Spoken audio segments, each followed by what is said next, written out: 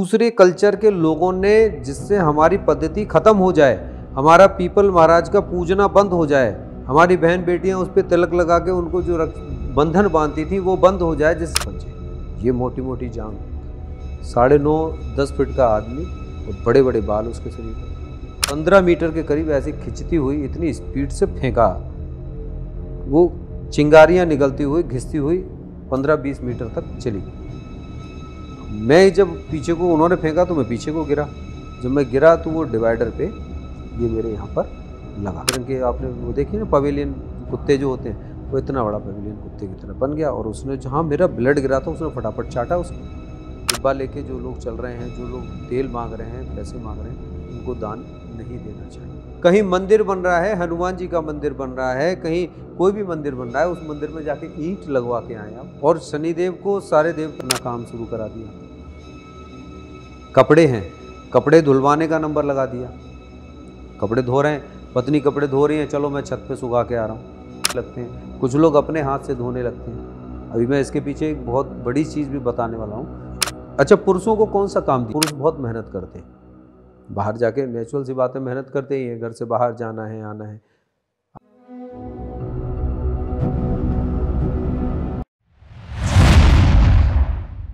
नमस्कार दोस्तों, मैं समस्त प्रभु भक्ति में आपका स्वागत करता हूं। दोस्तों, एक टर्म होती है हमारी सीसीटीवी। जहां सीसीटीवी होता है ना, वह हम बड़े सोच समझ के चलते हैं। लेकिन आपको पता है कि एक सीसीटीवी ऐसा है जो 24 घंटे चलता है, 24/7/365, जो आपके हर अच्छा कर्म हो या बुरा कर्म हो, आपका अच्छा कर्म हो या बुरा कर्म हो, सब आपका नोट करता है। और वो सीसीटीवी है आज के दिन शनिदेव। अगर आप बुरे कर्म करेंगे तो डेफिनेटली उसका कुछ ना कुछ फल आपको मिलेगा। लेकिन लोगों को लगता है, लोगों को शनिदेव से डर क्यों लगता है? शनि की 7.5 क्या होती है? उसकी महादशा क्या होती है? क्या वो लोगों के जीवन में सिर्फ नेगेटिव रिजल्ट्स ही लेके आती है या कुछ पॉजिटिव रिजल्ट्स भी लेके आएगी? इन सब चीज़ों को डिस्कस करने के लिए आज एक बार फिर से हमारे साथ स्टूडियो में हैं गुरुदेव एस्ट्रो शिवराज जी महाराज। नमस्कार। आप कैसे हैं? बहुत सच्ची, अति सुंदर। हम आपके बहुत आभारी हैं कि आप एक बार फिर हमारे स्टूडियो में आए।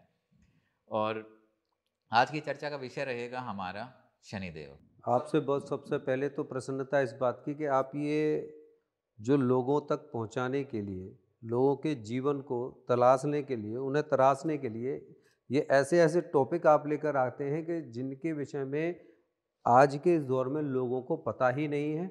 और जितने आप सोशल मीडिया पर बैठे हुए लोगों को देख रहे हैं, वो लोग इन चीज़ों को बताते भी नहीं हैं, या तो उनको पता नहीं है और इन चीज़ों पर कभी कोई चीज़ का डिस्कशन होता ही नहीं है।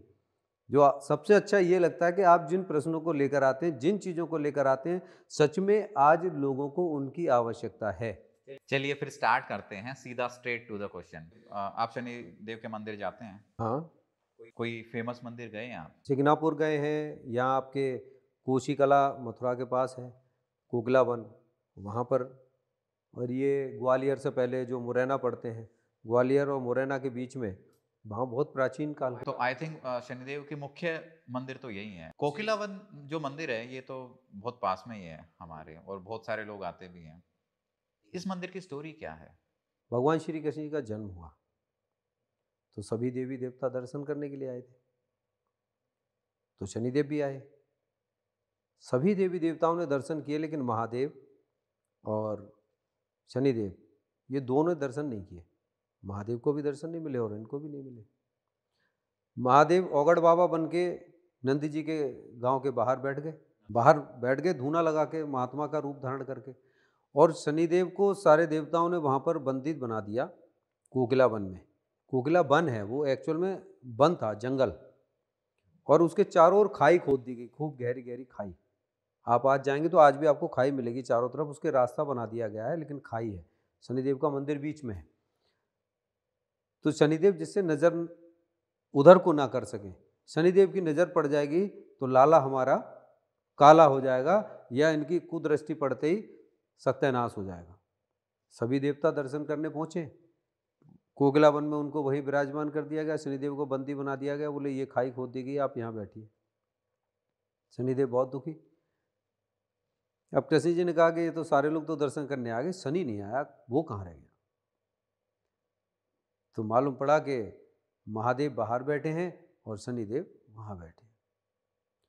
तो शनिदेव को बहुत दुखी देखा, उन्होंने कहा कि शनि, सारे लोग तो मेरे दर्शन करने आए और मैं स्वयं वहाँ पर आऊँगा, तुम्हें दर्शन देने आऊँगा और मैं तुम्हारे साथ बैठूँगा भी, चिंता ना करो।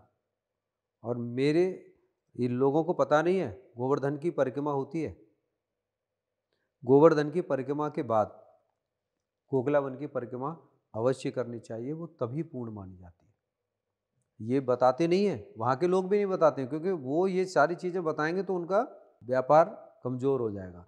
वो छोटी छोटी छोटी छोटी सी चीज़ें हैं जिनको बताते नहीं हैं। गोवर्धन की परिक्रमा करने के बाद आपने, चलो एक बार आप गोवर्धन की परिक्रमा करने गए, एक बार आप कोकिला वन की परिक्रमा करके आ गए, ठीक है, अगली बार गए गोवर्धन की परिक्रमा करें, लेकिन जब तक ये जोड़ा पूरा नहीं करते तब तक आपकी 1000 गोवर्धन की परिक्रमा भी पूर्ण नहीं मानी जाएंगी। जिस प्रकार वैष्णो देवी जाके आप भैरव जी के नहीं जाएंगे तो यात्रा पूर्ण नहीं मानी जाती, ऐसे ही तो कोकिला वन में वहाँ पर शनिदेव बैठे हैं। आज भी एवरी फ्राइडे की शाम को पहुँच जाते हैं लोग। रात को 12 बजे जैसे ही शनिवार लगता है, लगभग 2.5 से 3 लाख लोग एवरी फ्राइडे शाम को वहाँ पहुँच जाते हैं। 2.5 से 3 लाख, शायद इससे भी ज़्यादा होंगे। हम गए हैं, हमने देखा है, तो इतने लोग हमने देखे हैं। परिक्रमा भी होती है उनकी, और जो 2.5 से 3 लाख लोग वहाँ पर दर्शन करते हैं, तेल चढ़ाते हैं, उनकी पूजा करते हैं। विशेष महत्व है वहाँ पर। सामने कुंड बना हुआ है, अब कुंड में नहाने की प्रक्रिया है, लेकिन वो कुंड में नहाते क्यों हैं? लोग कहते हैं कि शनिदेव के दर्शन करके नहाना चाहिए या नहा के उनके दर्शन करने चाहिए। ये और बहुत बड़ी विचित्र हुआ है।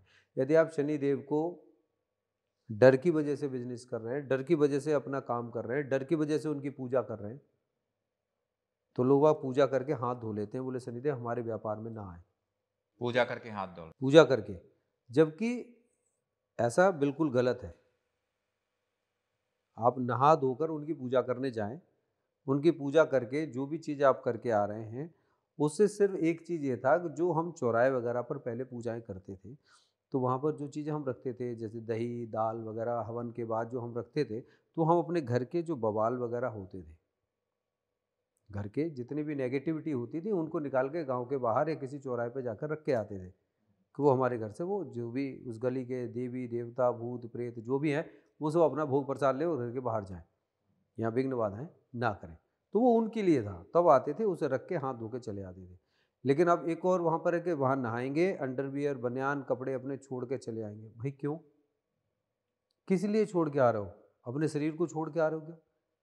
ऐसा बिल्कुल भी नहीं है। शनिदेव के प्रति आपको भाव रखना चाहिए। शनिदेव को मान के तो देखो, शनिदेव तो सब कुछ देने वाले हैं।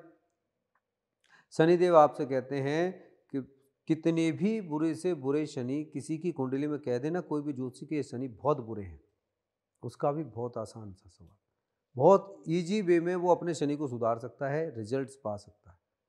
शनि कुंडली में बैठे हैं, लग्न में बैठे हैं, 4th हाउस में बैठे हैं, 8th हाउस में बैठे हैं, सबसे खराब है। तीसरी दृष्टि उनकी बहुत खराब है, सामने 7वीं दृष्टि उनकी बहुत खराब है, 10वीं दृष्टि में वो जो है थोड़ी सी राहत कर देते हैं। आपको लगता है कि लोग कलयुग में डर के मारे शनिदेव को पूजते हैं? आपको लगता है कि लोग कलयुग में डर के मारे शनिदेव को पूजते हैं? एक आदमी शनिदेव की पूजा करने जाए, दूसरे के शनि अच्छे हैं, अच्छे हैं, वो अपने अच्छे कर्म कर रहा है, लेकिन उसे डर है कि मेरे शनि खराब ना हो जाए, वो इसलिए वहां पर जाके पूजा कर रहा है, तेल चढ़ा रहा है। कितने लोगों को मैंने मना किया कि शनिवार को आप प्लेट खरीदते हो वहां से, हाँ, प्लेट। शनिवार को प्लेट खरीदी, शनि मंदिर के बाहर एक और नया बिजनेस देखिए आप, प्लेट रखी, प्लेट में आपको एक पान मिलेगा, काले तिल रखे मिलेंगे, कुछ चीज़ें रखी मिलेगी, तेल मिलेगा, वो जाएंगे और आपने लिया। जबकि शनिवार को आप पूजा करने जा रहे हैं, क्या तेल खरीदना चाहिए?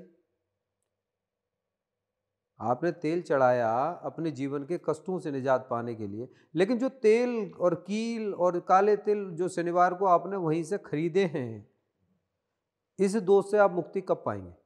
लोग खरीदते ही हैं हर सैटरडे। वही है, नहीं खरीदना है। यदि शनि देव की पूजा करनी है, पीपल वृक्ष की पूजा करें। सबसे पहले तो मैंने आपको कहा ना, पीपल वृक्ष की पूजा करें, ये वहाँ जाकर जल चढ़ाएं, काले तिल काले उड़द थोड़े से पीपल पर चढ़ाएं, कच्चा सूत बांधें और पीपल महाराज को गले लगा लें। जैसे आप अपने भाई के अपने फ्रेंड के गले लगाते हो, ऐसे उनको गले लगा के और बड़े प्यार से उनके साथ में क्षमा प्रार्थना करें और अपने मन की कामना करें। 72 घंटे में रिजल्ट्स मिलते हैं उसके। ये दिन में करें या रात में? सुबह करें, सूर्य उदय से पहले करें। आप दिन में भी कर सकते हैं, संध्या काल में भी कर सकते हैं, सूर्य छिपने से पहले भी कर सकते हैं, सूर्य छिपने के बाद। लेकिन कई बार तो लोगों को ये डर लगता है ना कि पीपल में भूत प्रेत हैं, पता लगे पीपल को गले लगे। पीपल में कोई भूत प्रेत नहीं है। हमारी धर्म और संस्कृति को खत्म करने के लिए हमारे अंदर बरगद के अंदर भूत बताए गए हैं जिस पे प्रेतराज बैठते हैं। पीपल पर भी हमारे प्रेतराज बैठते हैं, सब हमारी रक्षा के लिए बैठे हुए हैं। पीपल 24 आवर्स ऑक्सीजन दे रहा, तो उसमें जहर भी तो पैदा कर सकता है। जब उस पर भूत प्रेत बैठ जाएंगे तो वो तो हमारे जहर बन के हमारी नाक में घुस जाएंगे। मर जाना चाहिए इंसान को। दूसरे कल्चर के लोगों ने, जिससे हमारी पद्धति खत्म हो जाए, हमारा पीपल महाराज का पूजना बंद हो जाए, हमारी बहन बेटियां उस पर तिलक लगा के उनको जो बंधन बांधती थी वो बंद हो जाए, जिससे हम लोग उन्नति कर रहे थे। हम बरगद की पूजा करते हैं, हम पीपल की पूजा करते हैं, हम तुलसी की पूजा करते हैं, बेलपत्र की पूजा करते हैं। अब बेलपत्र पे वहां भूत नहीं बैठते, वहां ही बैठते हैं। इनका तो बस नहीं चला, नहीं तो ये तुलसी जी को भी कह दें। तुलसी तो लोग घर में लगाते हैं। साइंटिस्टों ने तो वहां भी निकाल के बता दिया कि तुलसी के पत्ते के अंदर पारा होता है, इसको रखने से दांत खराब हो जाते हैं। बहुत सारी चीजें, जबकि साइंटिफिक रीजन इनका कुछ भी हो, तुलसी का पत्ता हमारे लिए माता के समान है। हमें दांत से नहीं चबाना चाहिए, हम उसको निगल सकते हैं जो हमें फायदा करे। तुलसी का पत्ता डालने के बाद भगवान का भोग लगाते हैं। तुलसी दल को डालिए, तुलसी पत्र को उसमें डाल के मिला के भोग लगाइए, भगवान स्वीकार करेंगे, क्योंकि उनकी पत्नी है भाई, स्वीकार क्यों नहीं करेंगे? प्रिय है। और हमारे यहाँ विडंबनाएं चल रही हैं। तो ऐसा नहीं है कि पीपल के वृक्ष में कोई भूत प्रेत है, बिल्कुल भी नहीं है। साधना करके देखिए आप। जो कहता हो कि पीपल में भूत प्रेत हैं, रात को 12 बजे पीपल के वृक्ष के नीचे लाल आसन बिछाकर और वहां 108 बार हनुमान चालीसा पढ़ना शुरू करें। केवल 11 दिन पढ़ पाएगा, 11 दिन, 11 दिन में उसको सिद्धियां शुरू हो जाएंगी। जो वो चाहेगा वो होना शुरू हो जाएगा। गलत नहीं, जो परोपकार के लिए, कल्याण के लिए या उसके अपने जीवन के लिए जरूरी है, सब कुछ मिलना शुरू हो जाएगा। एक दृष्टि अपने आप, थर्ड आइज खुलना शुरू हो जाएगी। आंख बंद करके उसको बहुत सारी चीजें दिखना शुरू हो जाएंगी। वो है पीपल का वृक्ष, धरोहर है वो हमारी। हमारे हिंदू धर्म में पीपल के वृक्ष को काटते नहीं है। कहीं किसी के घर में लग जाता है, कहीं भी हो जाता है, तो हम उसे उखाड़ते नहीं है, क्योंकि वो हमारी जान है, वो प्राण है, वो हमारे देवी देवताओं का प्रारूप है। हम उसे जान मानते हैं, ऑक्सीजन देते हैं, प्रभु विराजमान है उस पर, तो वो हम कैसे उसको लिए हम बुरा कह सकते हैं? और ऐसा बिल्कुल भी नहीं है। और जंगल में नेगेटिविटी की बात करें तो वो पीपल के वृक्ष पे भी होती है। हमने बहुत सारे देखे। हमने जो ये बेर के पेड़ होते हैं, झाड़ी वाले जो बेर आते हैं, इनके बेर के पेड़ों पर देखे हमने, वहां पर प्रेत बैठे हुए। आपने फील किया है? तो साक्षात देखा भी है, मेरे साथ तो एक बहुत बड़ी स्टोरी भी है। क्या स्टोरी? मतलब आप शेयर कर सकते हैं या नहीं? नहीं, शेयर करने में ऐसा नहीं है। 2000 में हमने अपनी साधना, ऐसे अपनी बुक्स पढ़ रहे थे, तो मतलब जीवन में सारे चक्र चलते हैं, बहुत सारी चीज़ें होती हैं, तो वो एक डिप्रेशन और बहुत सारी चीज़ें जो सामने एक साथ आई ना, तो वो सामने देखते रहे हम। हमने एक किताब देखी, चाणक्य नीति, विदुर नीति, ये सब पढ़ने का शौक था। तो first life, how to achieve, तो वो किताबें हम देख रहे थे। उसमें एक किताब हमारे पास आई, मंत्र साधना। वो मंत्र साधना हम उसको देखने लगे, उसमें पढ़ने लगे कि इस मंत्र से इतना, इतने दिनों में इसकी सिद्धि, इतने दिन में इतनी सिद्धि, हम इतना इसको इतने दिन भी जपेंगे तो हमें इसके रिजल्ट्स मिलना शुरू हो जाते हैं।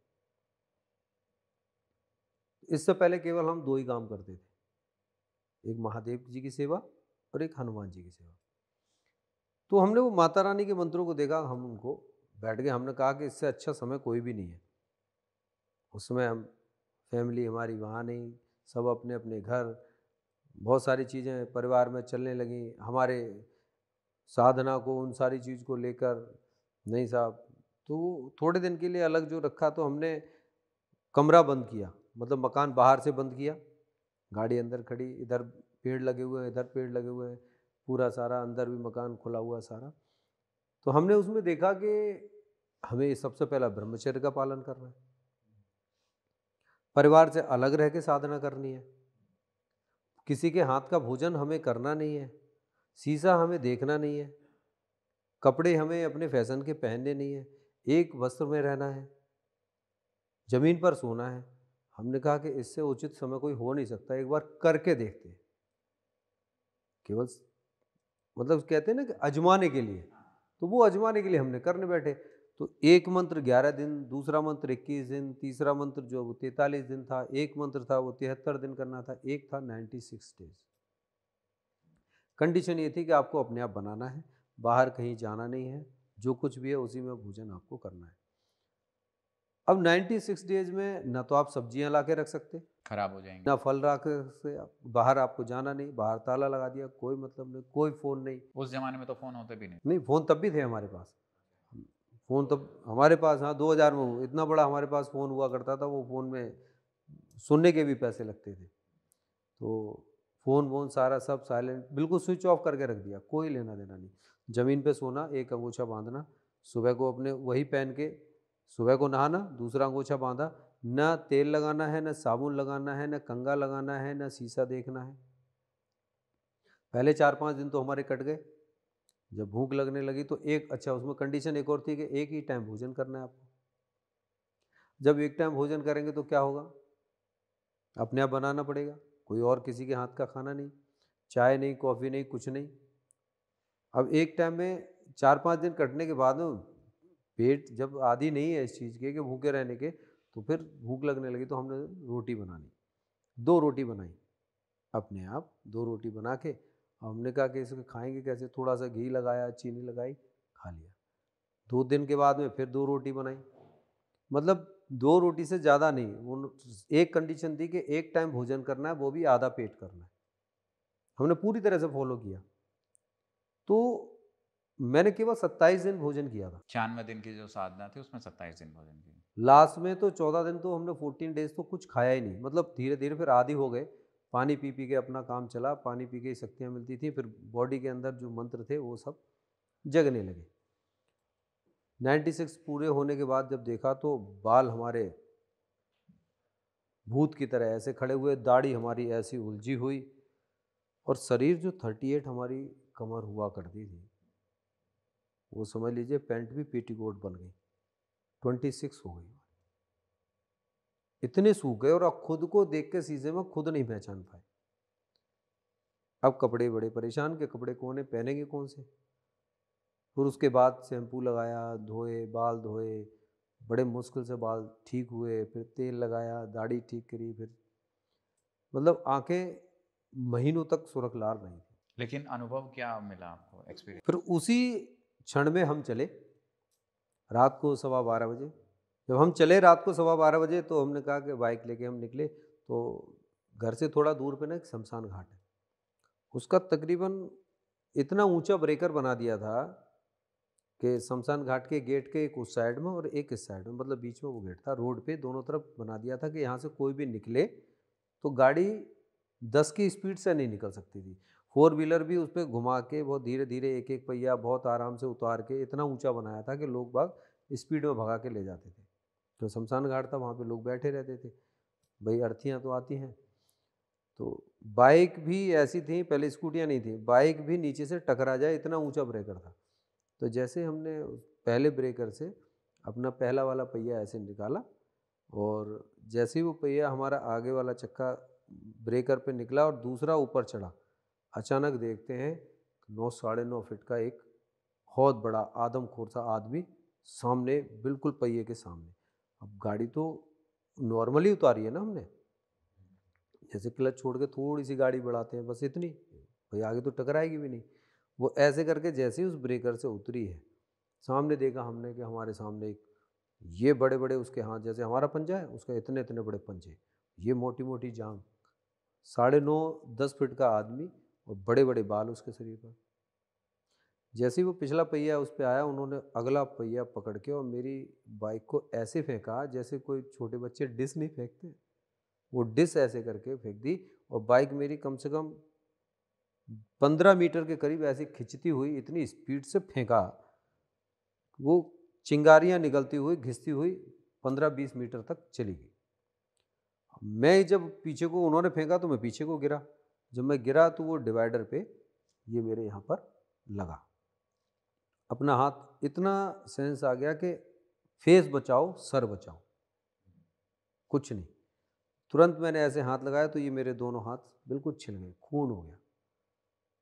अब मैंने क्या देखा कि जैसे ही मैं 2-3 मैंने ऐसे करके कलामुंडी खाई और जैसे ही मैं ऐसे करके देखा तो वो इतना बड़ा जो मानुस था, जो आदमखोर की तरह, वो छोटा जो सफ़ेद रंग के आपने वो देखे ना पवेलियन कुत्ते जो होते हैं, वो इतना बड़ा पवेलियन कुत्ते की तरह बन गया और उसने जहाँ मेरा ब्लड गिरा था उसने फटाफट चाटा, उसको चाट के शमशान घाट में अंदर चला गया। अब मुझे जो मैंने साधनाएँ की थी तो मुझे अपने आप पे बड़ा गुरूर था कि मेरे साथ ऐसा हुआ, देखता हूँ। तो हम अंदर को चले, हम शमशान घाट में अंदर घुसने लगे। जैसे ही मुश्किल से 5, 7, 10 मीटर हम अंदर गए होंगे, पीछे से आवाज़ लगती है कि वापस आ जा। कौन, किसने दी आवाज़? हमारी साधनाएँ जो पीछे, भाई हमारे ऊपर हमारे रक्षक भी तो बैठे हैं। हाँ, कहीं न कहीं आपको अनुभूति हुई कि वापस आ जाओ। हमारे हनुमान जी बैठे हुए हैं, माता रानी बैठी हुई हैं। आपको हर जगह पर, यदि आप साधना कर रहे हैं तो आपको हर जगह पर इंडिकेट मिल जाएगा। आपके पीछे से आवाज़ आपको मिल जाएगी। कोई और नहीं सुनेगा लेकिन आप सुनेंगे, यदि आप सच्ची साधना कर रहे हैं तो। पीछे से आवाज़ आई, वापस आ जा। हमने फिर नहीं अनसुना किया, दोबारा फिर आवाज़ आई, सुना नहीं, वापस आ जा। खैर, जो आवाज़ आई वो अनुभूति हम पहले करते थे, साधना में भी हमने की। तो वो आवाज़ सुनी, हमें पता चला कि हमारे रक्षक ने हमें बुलाया। हमने वो देवी का मंत्र पढ़ना शुरू कर दिया था। अंदर घुस रहे थे हम, मंत्र हमने अपना पढ़ना शुरू कर दिया था जो हमने सिद्ध किए हुए थे। और वो मंत्र मैं बताऊंगा नहीं ओपनली, लेकिन वो मंत्र इतना है कि जज किसी को फांसी की भी सज़ा सुनाएगा और वो सुना रहा हो और वो व्यक्ति यदि सामने खड़े होकर वो मंत्र का जाप कर दे, मैं लिख के दे सकता हूँ कि वो फांसी की सज़ा नहीं सुनाएगा, सुना ही नहीं सकता वो। लेकिन वो मंत्र सिद्ध होना चाहिए ना, जो सामने वाला जो बंदा फांसी से। जी, जैसे हमने किसी को कहा कि यदि तुम्हें सज़ा सुनाए तो आप ये मंत्र जो है चुपचाप बोलिएगा मन में अपने में, ये बोलना शुरू कर देना, तुम्हारी सज़ा माफ़ हो जाएगी। तो सिद्ध हमने किया और हमने दिया उसको, वहाँ पर वो असर करेगा क्योंकि जो हम देख रहे हैं। वापस जब हम वापस आए हैं, शमशान से वापस निकल के आए हैं, फिर घर आए हैं, तब हमने वो देखा। उस दिन तब महसूस हुआ कि ऐसे आदमखोर भी होते हैं। तब हमने भैरव जी की साधना की, क्योंकि हमारे यहाँ अलग-अलग चीज़ों के लिए अलग-अलग सभी चीज़ की साधनाएँ अलग-अलग हैं। भैरव जी एक नहीं है, अष्ट भैरव हैं। बटुक भैरव हैं, वो छोटा बाल रूप है। तो ये जो आपने देखा, ये कौन था? कोई जिन था, प्रेत? वो प्रेत जो शमशान में रहने वाले हैं, जो आत्माएँ जो होती हैं, शमशान में तो अनेक प्रकार की आत्माएँ हैं ना। अब उसकी जस्टिफाई तो कैसे किया जाए कि वो जिन्न था या प्रेत आत्मा थी, वहाँ कोई ना कोई वो जो दुष्ट आत्माएँ हैं, जो जिन्न के रूप में वहाँ पर हैं, तो वो तो वहाँ पे प्रकट हुई। उन्होंने खून चूसा, लिया। ये दिल्ली की बात है या नोएडा की बात? ये गाज़ियाबाद की बात है। गाज़ियाबाद में शास्त्री नगर में वो बना हुआ है शमशान घाट, वहाँ पर राज गैस एजेंसी के सामने है। वो शमशान घाट पे लोग जाने से रात को डरा करते थे। अब तो वहाँ कॉलोनी बन गई, आसपास सारी चीज़ें हो गई। लोगों को बहुत सारी चीज़ें समझाई हैं, क्योंकि ये आत्माएँ कभी भी ऐसे इफ़ेक्ट नहीं करती, ये उनको इफ़ेक्ट करती हैं कि जिनके अंदर अपनी ऑरा जो है ना, वो बहुत कमज़ोर हो, जो या तो डरा हुआ हो या जिसके अंदर बहुत घमंड हो। ये आत्माएँ भी और ये शनिदेव भी तोड़ते उन्हीं को हैं, जिनके अंदर घमंड ज़्यादा हो। क्या आपको ऐसा लगता है कि आने वाला जो समय आएगा वो भैरव जी का रहेगा? बिल्कुल भैरव जी का ही रहेगा, क्योंकि कलयुग के साक्षात अवतारी भैरव जी हैं और भैरव जी महादेव के अष्ट रूप हैं। अष्ट रूप में बटुक भैरव। अब मुझे एक बात बताइए कि ये बहुत सनातन के गहरी चीज़ों के विषय में आपने प्रश्न पूछ लिया, बहुत बड़ा चैप्टर है। बटुक भैरव की साधना, लोग कहते हैं कि भैरव जी की प्रार्थना ही नहीं करनी चाहिए। भैरव जी की प्रार्थना नहीं करनी चाहिए। आपके माध्यम से जितने भी दर्शक देख रहे हों, बटुक भैरव चालीसा लेकर आएँ और सुबह उनके जीवन में खूब कलेश चल रही हो, कुंडली में कोई भी ग्रह कहीं भी बैठे हो, राहु केतु शनि कोई भी परेशान कर रहे हो, नहीं कर रहे हो, छोड़ दो सारी चीज़ों को। एक बार बटुक भैरव चालीसा पढ़ना शुरू कर दें, एक बार सुबह को बैठ के अपना पढ़ के, और जो व्यक्ति सुबह 4 साढ़े 4 बजे उठ के नहा धो के और अपनी बटुक भैरव जी की चालीसा को पढ़ लेगा, आप बताइएगा कि ज्ञान कैसे मिलेगा उसको। इतना ज्ञान मिलेगा कि जीवन में आप सोच भी नहीं सकते। बुद्धू से बुद्धू, जैसे कालिदास महामूर्ख थे, है ना, ऐसे ही एक मूर्ख व्यक्ति भी बड़ा अच्छा ज्ञानी बन जाएगा। जीवन की समस्याएं खत्म होंगी, दुश्मन खत्म होंगे, क्योंकि हम याद नहीं करते। हमारे अंदर सारी चीज़ें मौजूद हैं, हम अपने परम तत्व को, उस परमात्मा को पहचानते नहीं हैं। आगे आने वाला समय बटुक भैरव जी का, भैरव जी का, काल भैरव जी का, ये सारे समय जितने भी रूप हैं महादेव के, उन्हीं के आने वाले हैं। महादेव के रुद्र अवतार है ना हनुमान जी। आपने पिछली बार भी एक चीज़ पूछी थी कि हनुमान जी का जो स्रोत है, जो हम चालीसा पढ़ते हैं, सच्चाई है कि हनुमान चालीसा पढ़ने से हमारे जीवन में जागृति नहीं होती। हनुमान जी की शक्ति को हमें पहचानना होता है, हमें पहचानना होता है। हनुमान जी के अंदर बल है, बुद्धि है, विद्या है, वो सारी चीज़ें हमें धारण करनी होती हैं। संकट कटे मिटे सब पीरा, भूत पिचास निकट नहीं आवे। भूत पिचास निकट नहीं आवे, वो आप पढ़ रहे हैं, वो ये आपको बता रहे हैं कि भूत पिचास निकट नहीं आ सकता। आप वो सारे गुणों को अपने अंदर प्रवेश करें। हनुमान चालीसा पढ़ के आप अपने घर में घुस के बैठ जाएं, नहीं, हनुमान जी ने कहा कि मेरे समय आने पर मेरी गदा भी काम करती है, मेरी पूंछ भी काम करती है, बुद्धि भी काम करती है। आपको ऐसा बनना है। आप जिसकी साधना कर रहे हैं, आपको वैसा बनना है। माता की आराधना कर रहे हैं तो माता के हाथ में खड़ग भी है, तलवार भी है, त्रिशूल भी है। समय आने पर सारी चीजों का उपयोग आपको निकालनी चाहिए। आजकल तो किसी के बस की बात ही नहीं है। केवल चाहते हैं कि भगवान जी के हाथ जोड़ लिए, भगवान जी हमारी रक्षा करेंगे, भगवान जी ही हमें कमा के ला के देंगे। हमारी रामायण में, गीता में, वेद पुराण शास्त्रों में, सभी में एक ही चीज़ बताई गई है, आपको प्रेरित किया गया है, आपके प्राणों में वो शक्ति पैदा की गई है जिसे पढ़ के समझ के आप डाल सकते हैं। अर्जुन को इतना बड़ा युद्ध करने की क्या आवश्यकता थी? एक चक्र से वो सब काम कर सकते थे, लेकिन नहीं। परमात्मा यहाँ पे हमें कर्मशील बनाता है। परमात्मा ये बताता है कि जो मैं हूँ वो तू है, तेरे अंदर तो अंदर ही विद्यमान हूँ ना मैं, किसी से कमजोर नहीं है। तू खुद परमात्मा का स्वरूप है, अपने आप को निखार के ये साबित करके दिखाओ। हमारे आपके जैसे ही तो रहे महावीर जी, गौतम बुद्ध जी, विवेकानंद जी, दयानंद सरस्वती, सब ऐसे ही तो रहे, कोई अलग तो नहीं थे। उन्होंने अपने आप को अपने अंदर से जाना है, पहचाना है, और उन्होंने अपने आप को सिद्ध करके दिखाया कि यस, हमारे खुद के अंदर, आप सबके अंदर भी यही है, परंतु हम लोग इतने नकारा हैं, हाथ जोड़ के कहते हैं कि हम सामान्य हैं, हमारे बस की बात क्या है। तो यही चीज़ें हमारे सबके जीवन में चल रही होती हैं। शनि से रिलेटेड भी, बृहस्पति से रिलेटेड भी, इन सारी चीज़ों को, इन 9 ग्रहों को हमें समझने की आवश्यकता है। क्या शनि की महादशा और शनि की साढ़े साती में शनि की साढ़े साती क्या लोगों को बिल्कुल रगड़ देती है? नहीं, सबसे पहले इसके लिए जानना ये जरूरी है कि शनि है क्या। शनि, शनि की कथा के विषय में पता होगा कि शनि सूर्यदेव के पुत्र हैं, लेकिन शनि सूर्यदेव के पुत्र होने के बावजूद भी, बाप बेटे होने के बावजूद भी, दोनों में दुश्मनी क्यों, एक दूसरे के एंटी क्यों? जबकि लोग ऐसा कहते हैं कि शनि और सूर्य दोनों आपस में बाप बेटे जरूर हैं, दोनों की दुश्मनी है, लेकिन ऐसा नहीं है। वहाँ मन के भेद नहीं है। पिता का जो लोग सम्मान नहीं करते हैं, शनि उनसे भी नाराज होते हैं।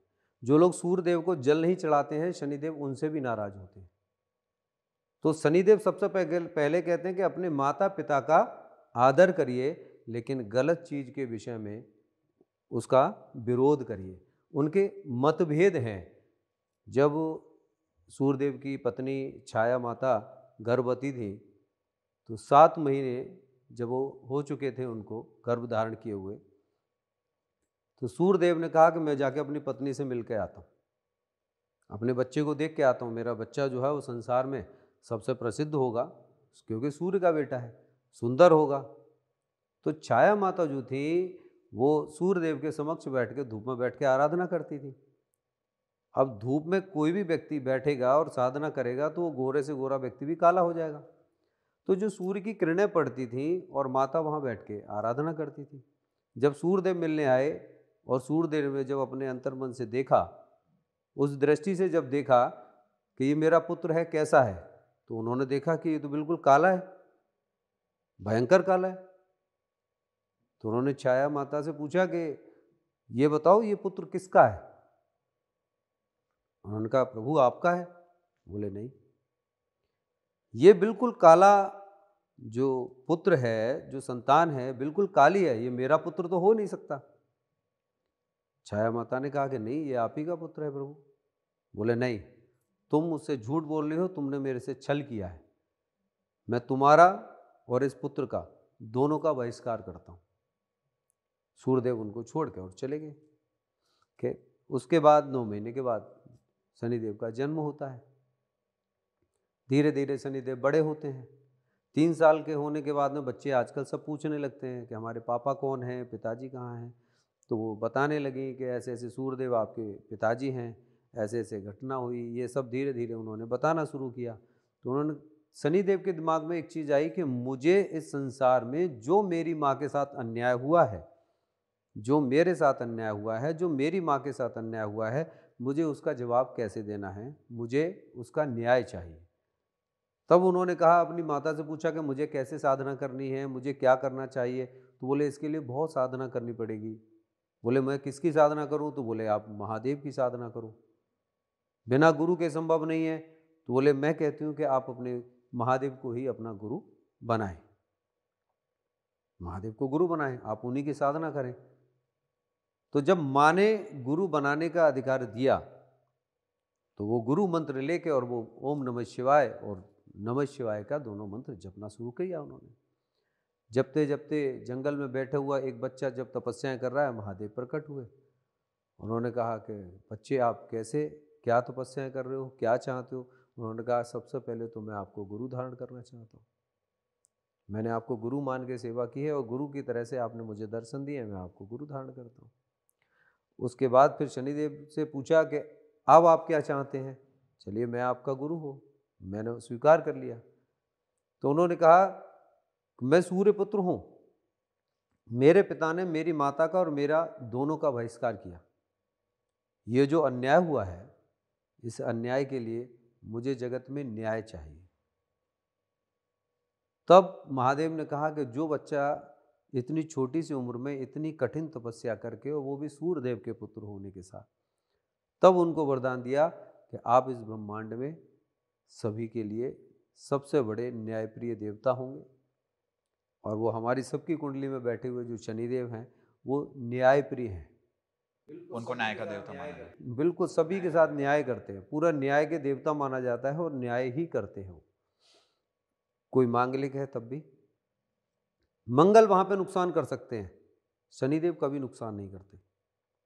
शनिदेव किसी भी व्यक्ति के हाथ पैर तोड़ देंगे, उसको सजा दे सकते हैं, जान से नहीं मार सकते। शनि की दशा में या शनि की वजह से कोई भी व्यक्ति अपना जीवन नहीं त्याग सकता। हाथ पैर तोड़ेंगे, गिराएंगे, बेड पे लिटा देंगे, उसको बिल्कुल बेघर कर देंगे, सारी चीज़ें कर देंगे। अभी आपने प्रश्न पूछा ना कि शनि की महादशा में, शनि की 7.5 में शनि की ढैया आती है। शनि का पूरी कुंडली पर यदि हम प्रभाव देखें तो 12 भाव होते हैं कुंडली के अंदर। शनि ही एक ऐसे ग्रह हैं जो पूरी कुंडली में आपके द्वारा किए हुए सभी कर्मों का आपको फल देते हैं। वो चाहे जैसा भी आपका हो, अच्छा है बुरा है, जो भी आपने किया है उसका फल वो आपको देंगे।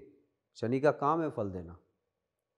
अब शनि मकर राशि में, कुंभ राशि में, दोनों के स्वामी शनि हैं। वृषभ और तुला के उनके साथी हैं, वहाँ पर भी उनका अधिकार है। मिथुन में और कन्या में वहाँ पर भी उनके साथी हैं, उनका भी अधिकार है।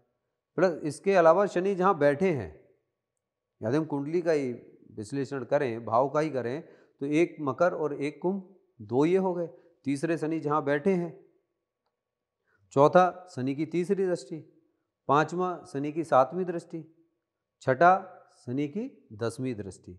यानी मोटा मोटा रूप से हम देखें तो 6 भाव पे तो इनका अधिकार है। यदि हम शुक्र को और बुध को भी हटा देते हैं, उनकी 4 राशियों को भी हटा दें तो, लेकिन वो 4 राशियों के साथ वही उनके साथ में प्रतिफल मिलते ही उनको फल मिलेंगे। तो कुंडली में लगभग 9 से 10 ग्रहों पर शनि का अधिकार है। अब बृहस्पति की महादशा चल रही हो या मंगल की महादशा चल रही हो, बुध की महादशा चल रही हो, किसी की भी महादशा में आप जो आपको करना है वो आप कर लीजिए। शनि की जो महादशा आती है, साढ़े साती आती है, शनि की साढ़े साती के 3 चरण होते हैं। अच्छा, सबसे पहले आप थोड़ा-सा ये बताइए कि जैसे आपने बताया कि बृहस्पति की महादशा, तो कौन से ग्रह की महादशा कितने टाइम तक चलती है और उनमें लोगों के जीवन में क्या-क्या प्रभाव पड़ते हैं? सभी की महादशाओं में जैसे आपके बृहस्पति अच्छे हैं, जैसे बृहस्पति की महादशा है, बृहस्पति की महादशा 16 वर्ष तक चलेगी। अब 16 वर्ष तक जो चलेगी तो 16 वर्ष में पहले 6 वर्ष आपको धीरे धीरे धीरे धीरे वो अपने चरम सीमा पर लेकर जाएंगे। ज्ञान के मामले में मतलब ज्ञान वैसा ज्ञान नहीं, वो अंदर से एक ईगो प्रॉब्लम पैदा करेंगे अपनी फैमिली में, चाहे वो स्त्री हो या पुरुष हो, तो उनको लगेगा कि मैं अपने क्षेत्र में या अपने घर में मैं सबसे ज़्यादा समझदार धीरे धीरे होता जा रहा हूँ। अगले 6 वर्ष में वो चरम सीमा और बढ़ जाएगी, मतलब उनको लगेगा कि मेरा डिसीजन सबसे अच्छा डिसीजन है। इवन दैट आप देखेंगे हस्बैंड वाइफ में भी यदि किसी की भी महादशा चले तो बहुत सारी चीज़ें ऐसी होती हैं कि वो छुप छुप के, चोरी छिपे, आपके बिना बताए भी वो डिसीजंस लेना शुरू कर देंगे, चाहे वो स्त्री हो चाहे वो पुरुष हो, पता ही नहीं चलेगा कि उन्होंने क्या डिसीजन लिया है। लेकिन उसके बाद जो लास्ट की 4 साल की जो दशा रह जाएगी, उसमें धीरे धीरे वहाँ ले जाके खड़ा करेंगे। आपको लग रहा है कि मेरी प्रोग्रेस हो रही है, मैं आगे बढ़ रहा हूँ, बहुत आगे बढ़ता है आदमी, दिखाई भी देता है। बहुत सारे उनके ग्रह ऐसे होते हैं साथ में बैठे हुए, बृहस्पति खराब भी हैं, नीच के भी हैं, मार्केश भी हैं, अंतर्दृष्टि में भी हैं, तो बृहस्पति उनको बहुत खराब रिजल्ट भी दे रहे होते हैं। लेकिन जिन्हें अच्छे रिजल्ट्स भी दे रहे हैं, जो लोग कहते हैं ना कि बृहस्पति ने तो हमारे महादशा में हमें मालो माल कर दिया, लेकिन उस कंडीशन में भी लास्ट के 4 साल में उनको लगेगा कि बृहस्पति ने मुझे बहुत कुछ दिया। बृहस्पति लास्ट में 4 साल देने के बाद की जो स्थिति होगी, सब बहुत सारे लोग मेरे पास ऐसे आते हैं और ज्योतिषी भी बहुत सारे हम बैठते हैं, तो हमारे साथ एक चीज़ हम बैठ के आपस में बात करते हैं, तो कहते हैं कि ऐसा क्या हुआ, बृहस्पति की महादशा तो इसकी बहुत अच्छी गई, लेकिन अब जैसे ही इनकी दशाएं जैसे ही चेंज हुई वैसे ही मालूम पड़ता है कि बृहस्पति के बाद अब बुध का नंबर लग रहा है, शुक्र का नंबर लग रहा है। जैसे जैसे आप कंडीशंस को देखते जाएंगे, अंतरदशा प्रत्यंतर दशाएं जैसे जैसे चेंज होती जाती हैं, वैसे वैसे उनके जीवन में देखिए डाउनफॉल आना शुरू हो जाता है।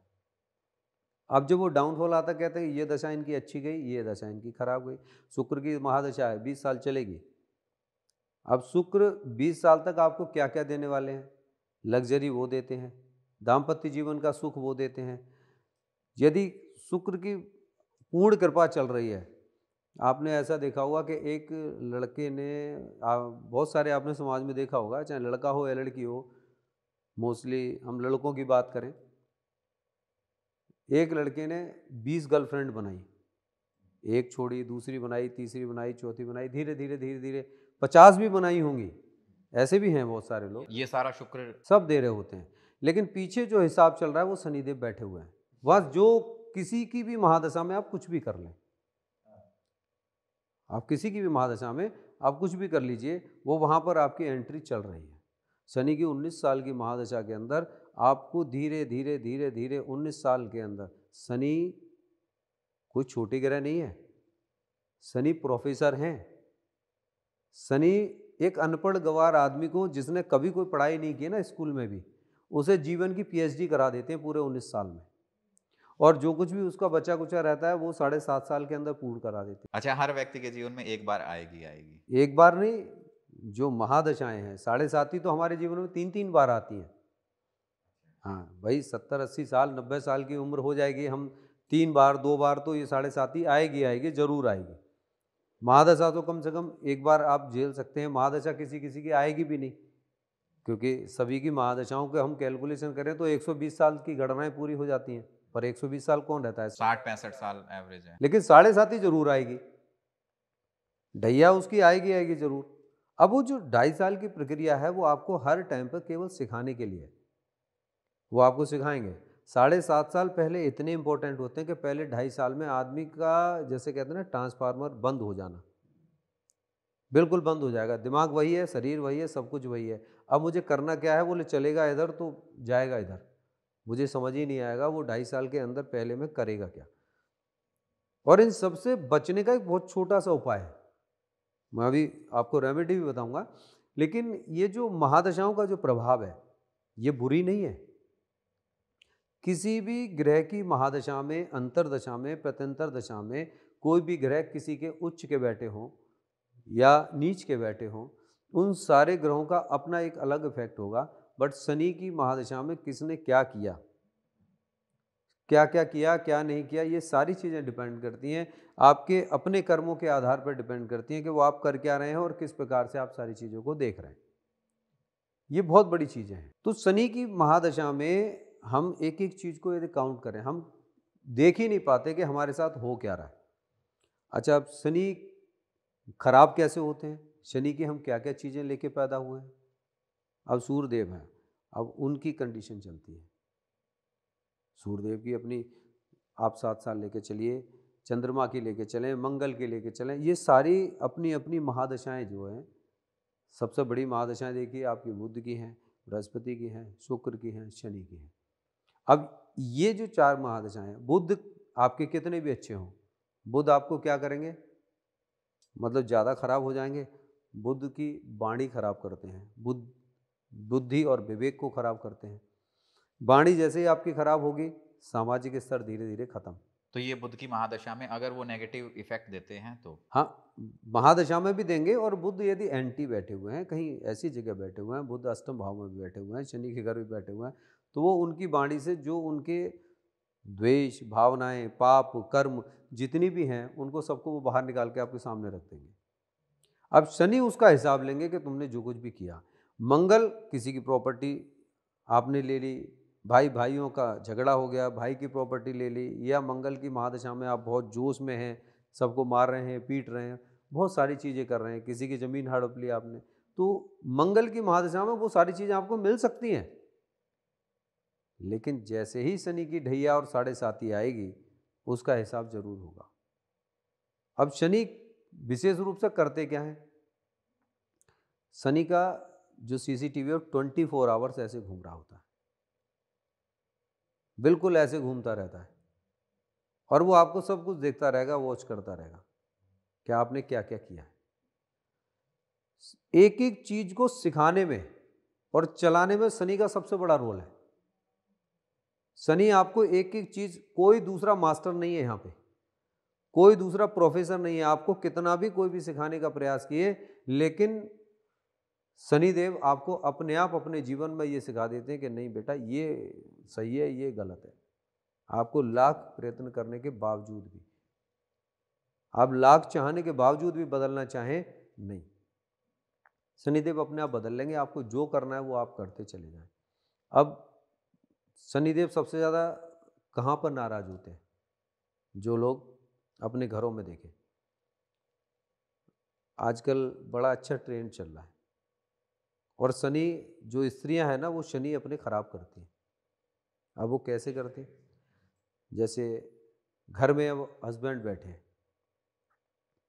आप क्या कर रहे हैं, चलो आओ बैठो इसको। अच्छा, आजकल के जो जनरेशन में एक बड़ा अच्छी चीज़ चली हुई है, हस्बैंड वाइफ का रोल तो ख़त्म, एक एज ए फ्रेंड बैठे हुए हैं, एक ऐसे रिलेशनशिप है उनके बीच के जैसे कोई छोटा बड़ा कहीं कोई डिफरेंस ही नहीं है।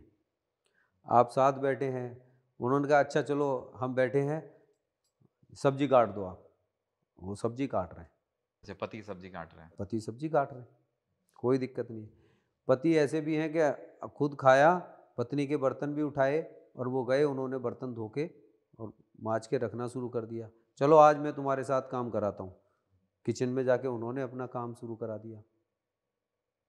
कपड़े हैं, कपड़े धुलवाने का नंबर लगा दिया, कपड़े धो रहे हैं, पत्नी कपड़े धो रही हैं, चलो मैं छत पे सुखा के आ रहा हूँ, पानी में मैं निकाल दूंगा।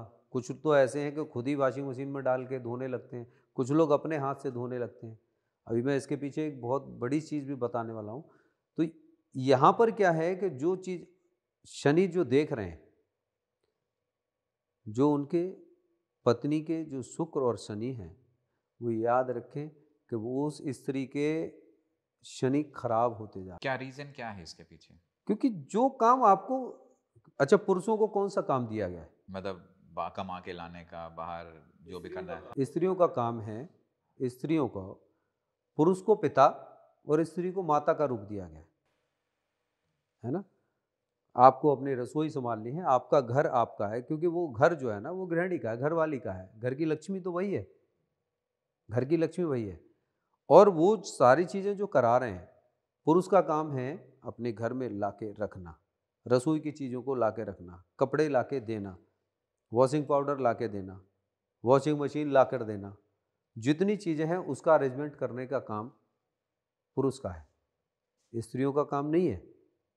और स्त्रियों का काम है कि उनके साथ जो हस्बैंड वाइफ हैं, जो स्त्री पुरुष हैं, उन दोनों का तालमेल भी यही है कि आपका काम ये है और मेरा काम है घर को संभालना, बच्चों को देखना। अब वहाँ पर वो स्त्रियाँ अपने साथ बैठ के काम करा रही होती हैं। अब उसके जब इफ़ेक्ट्स आते हैं, जब उनकी शनि की महादशा आती है, तब उनका पूरा हिसाब लिया जाता है। और जो मेरी इस बात को नहीं मानता है, जिनके घरों में ऐसा होता है, वो अपने घर को उठा के देखिएगा, उनके घर एक विशेष चीज़ मिलेगी। जो जॉब कर रहे हैं या बिजनेस कर रहे हैं, जॉब करने के बाद रिटायरमेंट ले लेंगे, पेंशन मिल जाएगी और उसके बाद वो अपना उसी पेंशन में गुजारा करेंगे। इसके आगे उनकी लाइफ जा नहीं सकती। जॉब में प्रोफेशनली आप बढ़ रहे हैं, 1 लाख, 1.5 लाख, 2 लाख, 3 लाख, 4 लाख अपनी सैलरी लो, किसी ने मना नहीं किया। लेकिन आप वो देखिए कि 60 साल के बाद क्या होने वाला है। मतलब आपका न कोई नाम होगा, न कोई आपकी अपनी जगह होगी।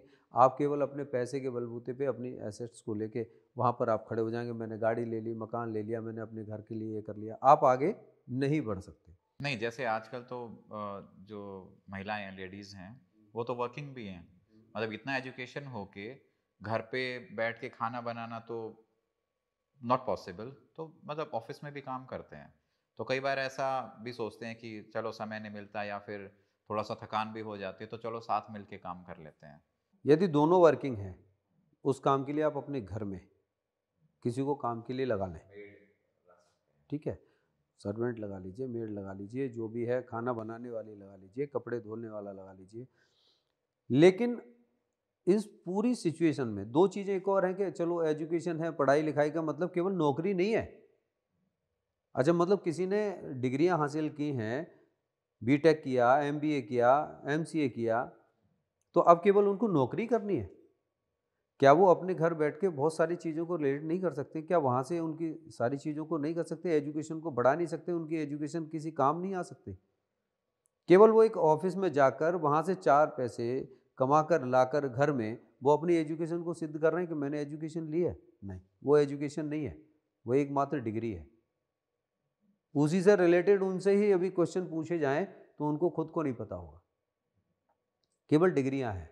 उस डिग्री के बलबूते पे वो अपने जॉब कर रहे हैं, वहाँ से पैसा ला रहे हैं। लेकिन उनसे पूछा जाए कि ये पैसा केवल आपकी दैनिक दिनचर्याओं में आपकी ज़रूरतों को पूरा करने के अलावा आपके जीवन का महत्व क्या है? इसके अलावा उनके पास समय ही नहीं है। इसके अलावा उनके पास समय ही नहीं है। वो जिस धर्म में पैदा हुए हैं, जिस कुल में पैदा हुए हैं, जिस परिवार में पैदा हुए हैं, आप उनसे उठा के पूछ लीजिएगा, उनको उसी के विषय में पता नहीं होगा। आप उनसे पूछिए, जितने ये पढ़ने वाले लोग दिखाई दे रहे हैं, आप उनसे पूछिए उनके घर में दीपक जलाने का महत्व क्या है? नहीं पता होगा। उनके घर में गंगा जल की यदि शीशी रखी होगी, तो उस गंगा जल का महत्व क्या है? नहीं पता होगा। बाल खुले रखने का, बाल ढकने का महत्व क्या है? उनको नहीं पता होगा। सुबह और शाम दोनों समय पर संध्या काल में बंधन करना, आरती करना या पूजा करना, उसका महत्व नहीं पता होगा। क्या ये जरूरी नहीं है? जी, ये सारी चीज़ें ज़रूरी हैं। आप अपने जल को ग्रहण कर रहे हैं, आप, हमने आपके यहाँ पहले भी बताया था, 1 गिलास आपने जल लिया, आपने पानी पिया। मोस्टली आप ये देखिएगा, जितनी जिनको आप एजुकेटेड कह रहे हैं, जो पढ़े लिखे लोग हैं, जो मोस्टली फीमेल्स हैं, जो जॉब कर रही हैं, उनके अंदर एक ईगो प्रॉब्लम देखिए। सबसे बड़ी बात क्या है कि जब एक पुरुष कमा रहा होता है, तो पुरुष कहता है कि मेरी संपत्ति, मेरा पैसा, मेरी पत्नी और मेरे बच्चों का है। अब जब पत्नी कमा रही होती हैं, 5% को छोड़ दीजिए, 95% लेडीज ये बोलेंगी कि जो पैसा मैं कमा रही हूँ ना, ये पैसा मेरा है, आप क्या कर रहे हैं? आप कमा के लाएं। और आप विश्वास करिए, मैं इतने सारे लोगों से दिन रात मिलता हूँ, पति को पता ही नहीं होगा। यदि वो कोई चीज़ लेकर आई और वो सामने रखी है तो पति से उसके पैसे ले लेंगे, ये चीज़ लेके आए हैं इसके पैसे दे दो आप। और वो अपने लिए क्या लेकर आई, अपनी फ्रेंड को, अपनी सहेली को, अपनी सिस्टर को, अपने ब्रदर को उन्होंने क्या चुपचाप खरीद के दिया उसके विषय में कभी डिस्कस नहीं करेंगे। जबकि हस्बैंड से ये चाहती है कि हमें एक एक चीज़ को बताएं, आपने किसको क्या दिया, अपनी मदर को क्या दिया, अपने भाई को क्या दिया, बहन को क्या दिया, आपने कहाँ पैसा खर्च किया। तो इसे आप एजुकेशन ना कहें, एजुकेशन नहीं है ये एक डिग्रियां लेकर एक ईगो प्रॉब्लम और एक समाज में बहुत सारी चीज़ें पैदा हुई। शिक्षित समाज उसको कहते हैं कि शिक्षा ग्रहण करने के बावजूद भी आपके अंदर संस्कार हो, परिवार को चलाने के साथ साथ आपको अपने घर को चलाने के साथ साथ अपने जीवन को चलाना सीखें। अच्छा, ये एक एक बहुत फेमस डायलॉग भी है कि जब जेब में मनी हो तो फिर शनि का कोई फर्क नहीं पड़ता। नहीं, ऐसा बिल्कुल नहीं है। कोरोना आया था, करोड़ करोड़ रुपए देने वाले थे, पूरे कोरोना काल में मैंने मास्क नहीं लगाया, बिल्कुल नहीं लगाया। फोर्टिस की लीजिए, जेपी की लीजिए, अपोलो की लीजिए, एस्कॉर्ट की लीजिए, बड़े बड़े डॉक्टर्स हैं, बहुत सारे डॉक्टर्स हैं मेरे यहाँ, वो लोग अपना अपना काम कर रहे थे, कोरोना में लोगों को बचा रहे थे, लेकिन क्या उनको कोरोना नहीं हुआ? जब देखते हैं ना कि ऑक्सीजन जो है वो 40 पे आ गई, 35 आ गई, डॉक्टरों ने ऑक्सीजन सिलेंडर के लिए मना कर दिया, है ही नहीं, उस कंडीशन में लोग मेरे पास आए थे और मैंने एक ही बात कह रही थी कि केवल 5 से 10 मिनट का समय होगा जब आप ऑक्सीजन का सिचुएशन नाप लीजिए, 80 क्रॉस करेगा, 90 95 जाएगा। ये डॉक्टर्स आते थे। अब हमने तो जनरल सी दवाई बना रखी, बहुत सिंपल, आँखों में डालने के लिए, नाक में डालने के लिए और मुँह में डालने के लिए। यदि 2-2 ड्रॉप डाल दी क्या करती थी दवाई वो? दवाई, अब 2-2 बूँद डाल दी, उनको लिटाया और डाल दिया, तो विदिन 1 मिनट मतलब लेस देन 60 सेकंड, 60 सेकंड के अंदर वो अंदर का जितना कोरोना वायरस था ना उसको खींच के निकाल के बहुत तेज़ी से गला के ऐसे खींचता था। जब वो उठता है ना पेशेंट, वो डॉक्टर भी उठते थे, बड़ी तेज़ उनको खांसी आती थी और वो इतनी इतनी गंदगी बाहर निकलती थी, फिर कहते गुरुजी अब हम स्वस्थ। कफ या फिर जो भी। वो जो अंदर कोरोना के जो वायरस है क्या, वो अंदर चिपकना शुरू कर देते हैं, जैसे दिखाया था ना छोटे छोटे से ऐसे करके बने हुए बॉल की तरह जो कोरोना वायरस जो दिखाया, तो वो निकल के बाहर आ जाते थे। और कोई ऐसा नहीं रहा कि जो आके पैर नहीं छूता था, चाहे कोरोना में आ रहा है, डॉक्टर है तो वो आराम से प्यार से, गुरुजी कोई ऐतराज नहीं, कोई ऐतराज नहीं भाई, तुम्हारी ज़िंदगी मेरी ज़िंदगी, तुमसे जो तुम्हारा प्यार है, जो सम्मान दे रहे हो, इससे बड़ी कोई दूसरा कोरोना हो नहीं सकता। तो ये क्या आयुर्वेदिक दवा थी क्या कोई? आयुर्वेदिक दवाई थी, फिर हमने पाउडर भी बना रखा था, हमने तो बहुत सारी देसी दवाइयाँ बना रखी हैं, शुगर की भी हैं, थायराइड की भी हैं, आपका जो फैट है, जितनी भी चर्बी आपकी बढ़ी हुई है, कोई वेट लॉस नहीं होगा, कोई नुकसान नहीं होगा, उसका कोई साइड इफेक्ट नहीं है। डॉक्टर अभी भी आते हैं, गुरुजी बस गर्म पानी में, बोले 1 चम्मच ले ले, हाँ जाओ अंदर जाओ ले आओ, अपना रसोई में जाएंगे, गर्म पानी लिया और उन्होंने 1 चम्मच पाउडर लिया, फिट हो गए। तो वो हमने बना के रखा था, लोगों की बहुत सेवाएं की हमने। तो उस कोरोना काल में भी हमने देखा कि करोड़ों रुपए की गड्डी लेकर घूमने वालों को सिलेंडर नहीं मिले, मर गए, बच्चे भी छोड़ छोड़ के भाग गए, पत्नी छोड़ के भाग गई, भाई कोरोना हो गया है वो बेचारा। एक बड़े दर्दनाक बात है, मैं उस व्यक्ति का नाम नहीं लूंगा, उनकी बहुत अच्छी रेपुटेड फैमिली है, 70 ईयर्स के जज साहब रिटायर हो चुके, उनकी वाइफ भी जज थी। जब उनको खांसी और जुखाम जब हुआ कोरोना काल में, तो उन्होंने कह दिया इन्हें कोरोना हो गया, इनका कमरा अलग कर दो।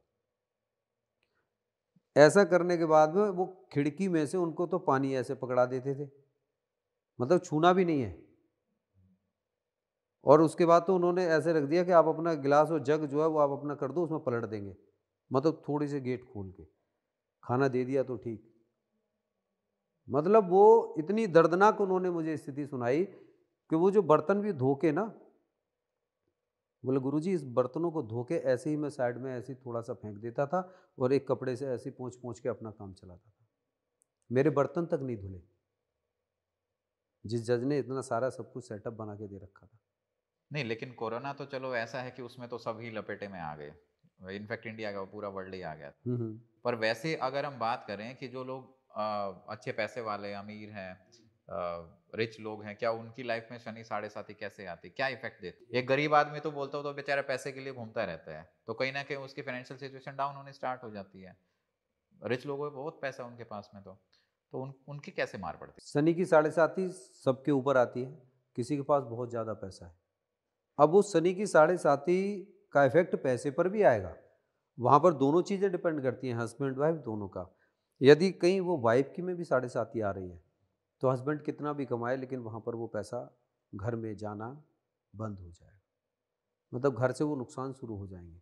हस्बैंड की लाइफ में यदि साढ़े साथी आ गई है फिर वो अपने जीवन में एक अकेलापन महसूस करेगा, भटकना शुरू करेगा, आध्यात्म की तरफ जाना शुरू करेगा, अकेला बैठना पसंद करेगा।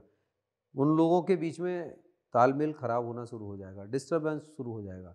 बच्चे उसकी बात को नहीं सुनेंगे, पत्नी उनकी बात को नहीं सुनेंगी, रिलेटिव्स हैं वो एक तरफ को अपना मुंह मोड़ना शुरू करेंगे। तो धीरे धीरे धीरे धीरे आदमी को, शुद्ध भाषा में कहें तो उसकी औकात जो कहते हैं ना, जो शब्द कहते हैं कि आदमी की औकात, वो ये तो शब्द लोगों के लिए गलत है, पर असली सच तो ये है कि शनि ही है जो आदमी की औकात को दिखाते हैं।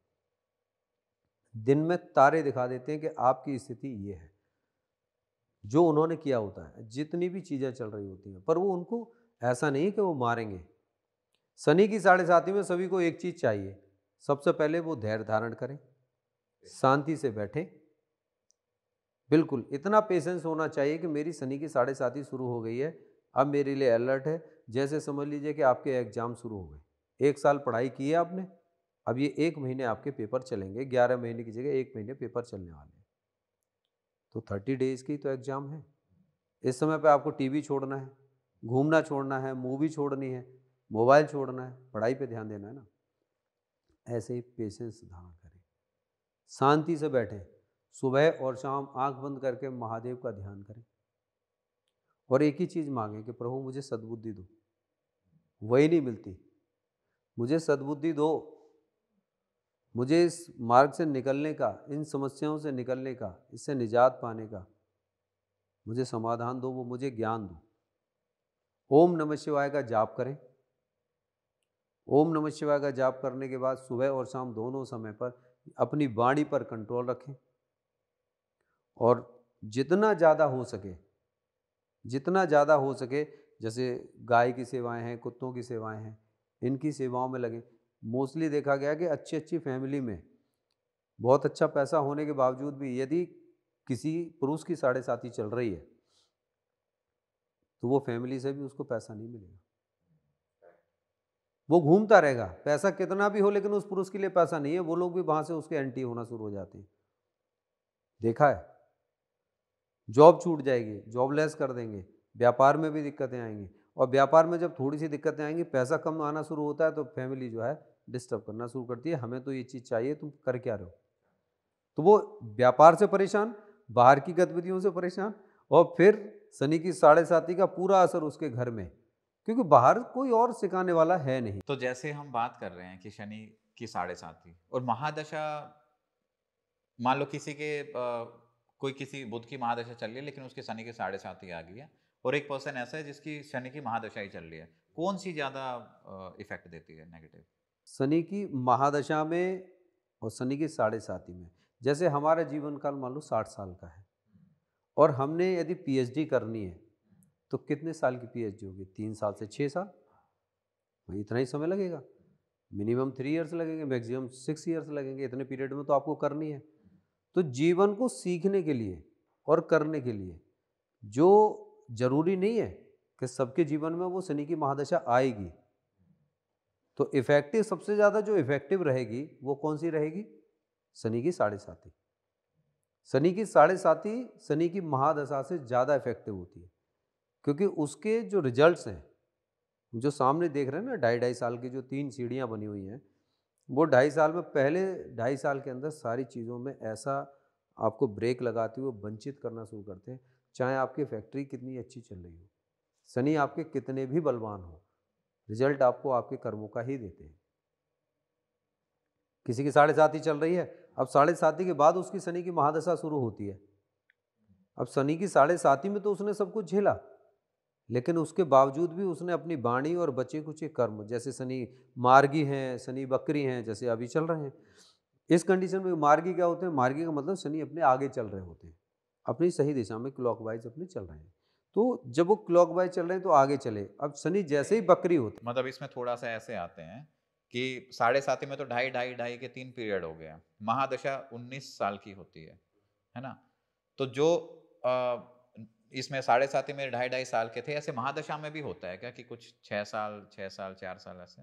शनि की महादशा 19 साल की चली आई। अब जैसे जैसे आपके 8 साल पहले गुजरेंगे, 8 साल आपके बचपन के हैं, बच्चे की तरह से हैं।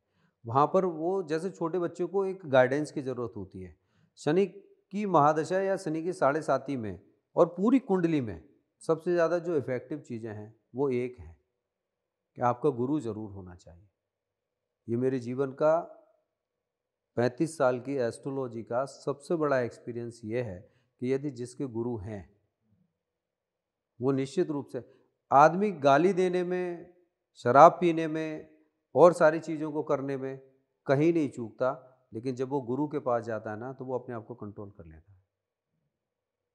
करता है ना? बिल्कुल। गाली भी नहीं देगा और गुरु ने कह दिया गाली देना बंद करो, तो उस पे वो अमल करेगा। उसके पिता भी कहेंगे तब भी नहीं सुनेगा वो, लेकिन गुरु ने कहा तो अमल करेगा। तो गुरु को साक्षात इस धरती पर वो स्थान प्राप्त है जहाँ से ब्रह्मांड की सभी शक्तियाँ उसके ऊपर काम करती हैं। गुरु ने कह दिया एक बार तथास्तु, तो ब्रह्मा जी, विष्णु जी, महेश भी, समस्त देवी देवताओं को तथास्तु के लिए आशीर्वाद देना ही होगा। तो अगर हम जैसे शनि की महादशा की बात करें, आपने बोला 8 साल तो निकलते हैं बच्चे की तरह, उसके बाद? उसके बाद फिर वो यौवन अवस्था में आते हैं। हाँ, कितने साल रहेगा वो? फिर वो 7 साल यौवन अवस्था के रहते हैं। भाई 7 साल यौवन अवस्था के, जैसे आपने बचपन की स्थिति कब तक मानी है? बाल्यावस्था को हम कब तक मानते हैं? 10 11? नहीं, 25 वर्ष की हमारी आयु है। पहले 25 वर्ष की आयु, उसके बाद जब हम उसे मानते हैं यौवन अवस्था, 25 वर्ष के बाद फिर विवाह की। वैसे बालिक नाबालिग वाला तो 18 माना जाता है। ये तो यहाँ हमारे वेद पुराण शास्त्रों में जो 25 वर्ष की आयु तक ब्रह्मचर्य आश्रम जो दिया गया है, वो 25 वर्ष की आयु तक है। या अर्थात वो हम उस समय पर बच्चे हैं, शादीशुदा नहीं हैं, अपने गुरु का, अपने पिता का और अपने जीवन के संस्कारों को सीखने के लिए और उन सारी विद्याओं को हासिल करने तक का समय है 25 वर्ष। 25 वर्ष की आयु के बाद हमारी शादी हो जाती है। अब हम उसको 25 वर्ष से 50 वर्ष काउंट करते हैं, लेकिन नहीं, मैक्सिमम आप कितना मानते हैं? 25 से 40 वर्ष। ये होती है जो आपकी शादीशुदा ज़िंदगी का असली रोल निकल कर आता है। यानी 25 वर्ष, फिर 15 वर्ष और आपका जो बुढ़ापे वाला जो समय आता है, वो अगले वो भी 15 वर्ष का ही है। मतलब 40 साल के बाद आप धीरे-धीरे बुढ़ापे की तरफ चलना शुरू हो जाते हैं। आपको खुद को पता चल जाएगा कि अब बुढ़ापा आना शुरू हो गया। ऐसे ही पहले 8 वर्ष निकलते हैं, फिर 7 वर्ष निकलते हैं। जो 4 वर्ष की लास्ट की जो अवस्था बचती है, आप किसी की भी शनि की महादशा उठा के देख लीजिए, लास्ट के उसके 4 वर्ष देख लीजिए, वो 4 वर्ष के अंदर उसे असली ज्ञान की प्राप्ति हुई होगी। यौवन अवस्था निकली, यौवन अवस्था में भी उसने बहुत सारे काम किए होंगे। जो पहले 8 साल निकलते हैं उसमें मैंने बहुत सारे लोगों को देखा है कि जुआ खेलना, शराब पीना, ये सारी चीज़ें चल रही होती हैं, मल्टीपल रिलेशनशिप होते हैं। और 8 साल के बाद वो जैसे ही उसमें आते हैं ना, धीरे-धीरे फिर वो अपने आप को खड़ा करने में लग जाते हैं। मतलब उनके अंदर एक मैच्योरिटी आ जाती है कि अब हम किसी काम को करें तो समाज से छुपा के करें। लेकिन जैसे ही उनके वो भी पूरे 15 साल गुजरने के बाद लास्ट के 4 ईयर्स वो ये बताते हैं कि नहीं, अब मेरी उम्र, चाहे उस समय पर उसकी उम्र 30 वर्ष की हो, लेकिन वो अपने अंदर जो देखता है वो 60 वर्ष की आयु की एक उम्र को देखता है कि मेरे अंदर एक 60 वर्ष की आयु है और मैं 60 वर्ष का व्यक्ति हूँ, या मुझे अपने ओहदे पर रहकर सही एक डिसीजन देना चाहिए। जिनके जीवन में शनि की महादशा बहुत बाद में आती है, लास्ट में, दोनों चीज़ों का एक डिफरेंस है। जिनकी शनि की महादशा आ जाती है वो ज्ञानी 100% मिलेंगे, बिल्कुल मिलेंगे। पैसा कितना है ये मायने नहीं रखता, पैसा तो देखिए उनकी फैमिली से डिपेंड करता है। मैं पहले भी बहुत बार बता चुका हूँ कि फैमिली में उनकी वाइफ, बच्चे जो हैं, उनकी कुंडली, उनके ग्रह नक्षत्र, उनका सुख बताता है कि पैसा कितना होगा और कितना नहीं। ऐश्वर्य, सुख और इंसान का व्यक्तित्व ये बताता है उनका खुद का, उसकी कुंडली का। और शनि लास्ट में 4 वर्ष जब बाकी रह जाते हैं, 15 से लेकर 19 वर्ष की आयु तक, वो 4 साल के अंदर आपको ये बता देते हैं कि हाँ जी, अब आप एक रेपुटेटेड पर्सन हैं, आप एक उस लेवल के व्यक्ति हैं कि जहाँ पर लोगों को एक अच्छी राय दे सकते हैं, एक अच्छे समाधान दे सकते हैं। किंतु जिसकी महादशा ही नहीं आई है, वो 7.5 में चले जाए। 7.5 पूर्ण नहीं है। पूर्ण रूपेण तो कहते हैं ना कि किसी चीज की अपूर्णता से पूर्णता पर जाना और पूर्णता से संपूर्णता पर जाना। जो ढैया है वो अपूर्णता है, 7.5 पूर्णता है, और महादशा जो है वो संपूर्णता है। तो वहां पर जिसकी महादशा आएगी वो 7.5 से भी गुजरेगा, ढैया से भी गुजरेगा, महादशा से भी गुजरेगा। तो उसके अंदर जितना एक्सपीरियंस होगा, उससे बड़ा एक्सपीरियंस 7.5 वाले के अंदर नहीं होगा। क्या आपको लगता है कि वो लोग लकी होते हैं जिनके जीवन में शनि की महादशा आती है? बिल्कुल।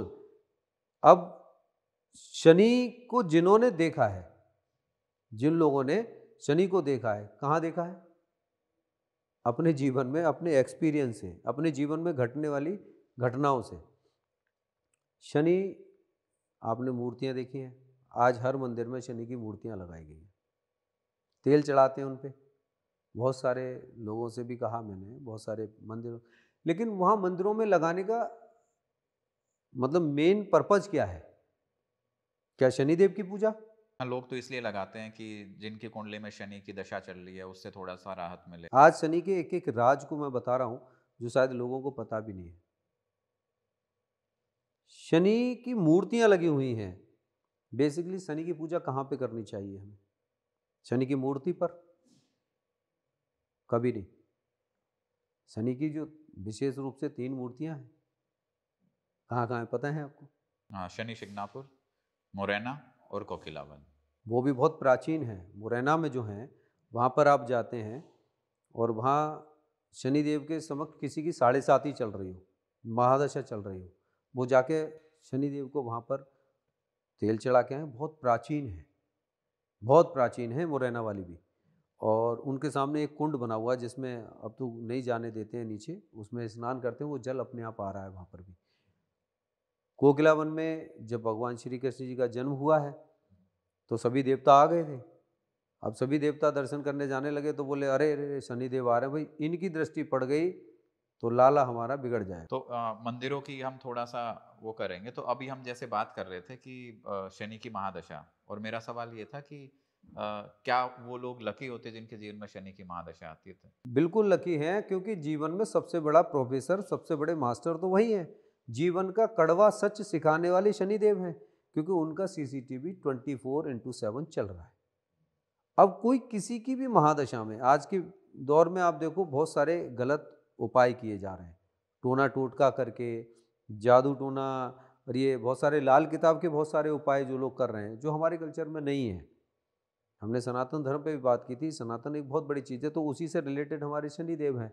तो वहाँ पर भी जिन छोटे छोटे से गलत उपायों को हम कर रहे हैं, उसके बैड इफेक्ट हैं हमारे जीवन में।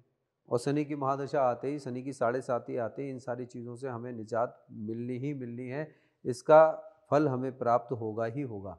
अब शनि की मूर्तियाँ लगाई हैं, वहाँ पर जाकर तेल चढ़ाते हैं। शनिदेव के जो मंदिर होते हैं जहाँ पे मूर्तियाँ होती हैं वहाँ तेल चढ़ाना सही है?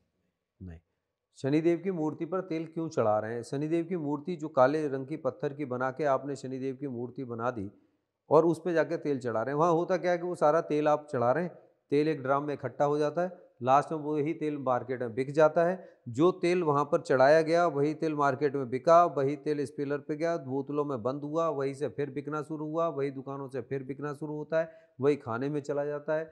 अब किसको क्या पता कि मुझे बताइए कि वो तेल कौन सा था? जहाँ बड़े बड़े मंदिर बने हुए वहाँ ट्रक के ट्रक तेल जाता है। आप वो ट्रक के ट्रक तेल जाता कहाँ है? जहाँ एक दिन के अंदर एक टैंकर भर के जो तेल चढ़ रहा है, वो कहाँ जा रहा है?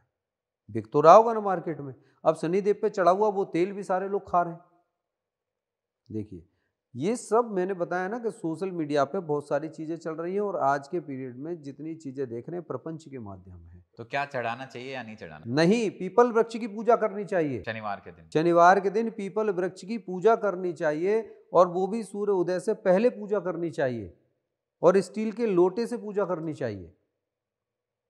उसमें तिल डालिए, काले तिल डालें, काले उड़द डालिए, थोड़ी सी हल्दी डालिए, गंगा जल डालिए, थोड़ा सा गुड़ डालिए, और वो जाके शनि की 7.5 के कितने पार्ट हैं? 3 पार्ट हैं। 3 पार्ट हैं। आपने लोटा लिया, हाथ पर रखा, उस लोटे को 1/3 1/3 1/3 3 बार में आपको चढ़ाना है। शनि की 7.5 का पहला चढ़। अब देखिए, जब आप लोटे में पहला 1/3 पार्ट चढ़ा रहे हैं, एक पार्ट आपने चढ़ा दिया, जल चढ़ गया।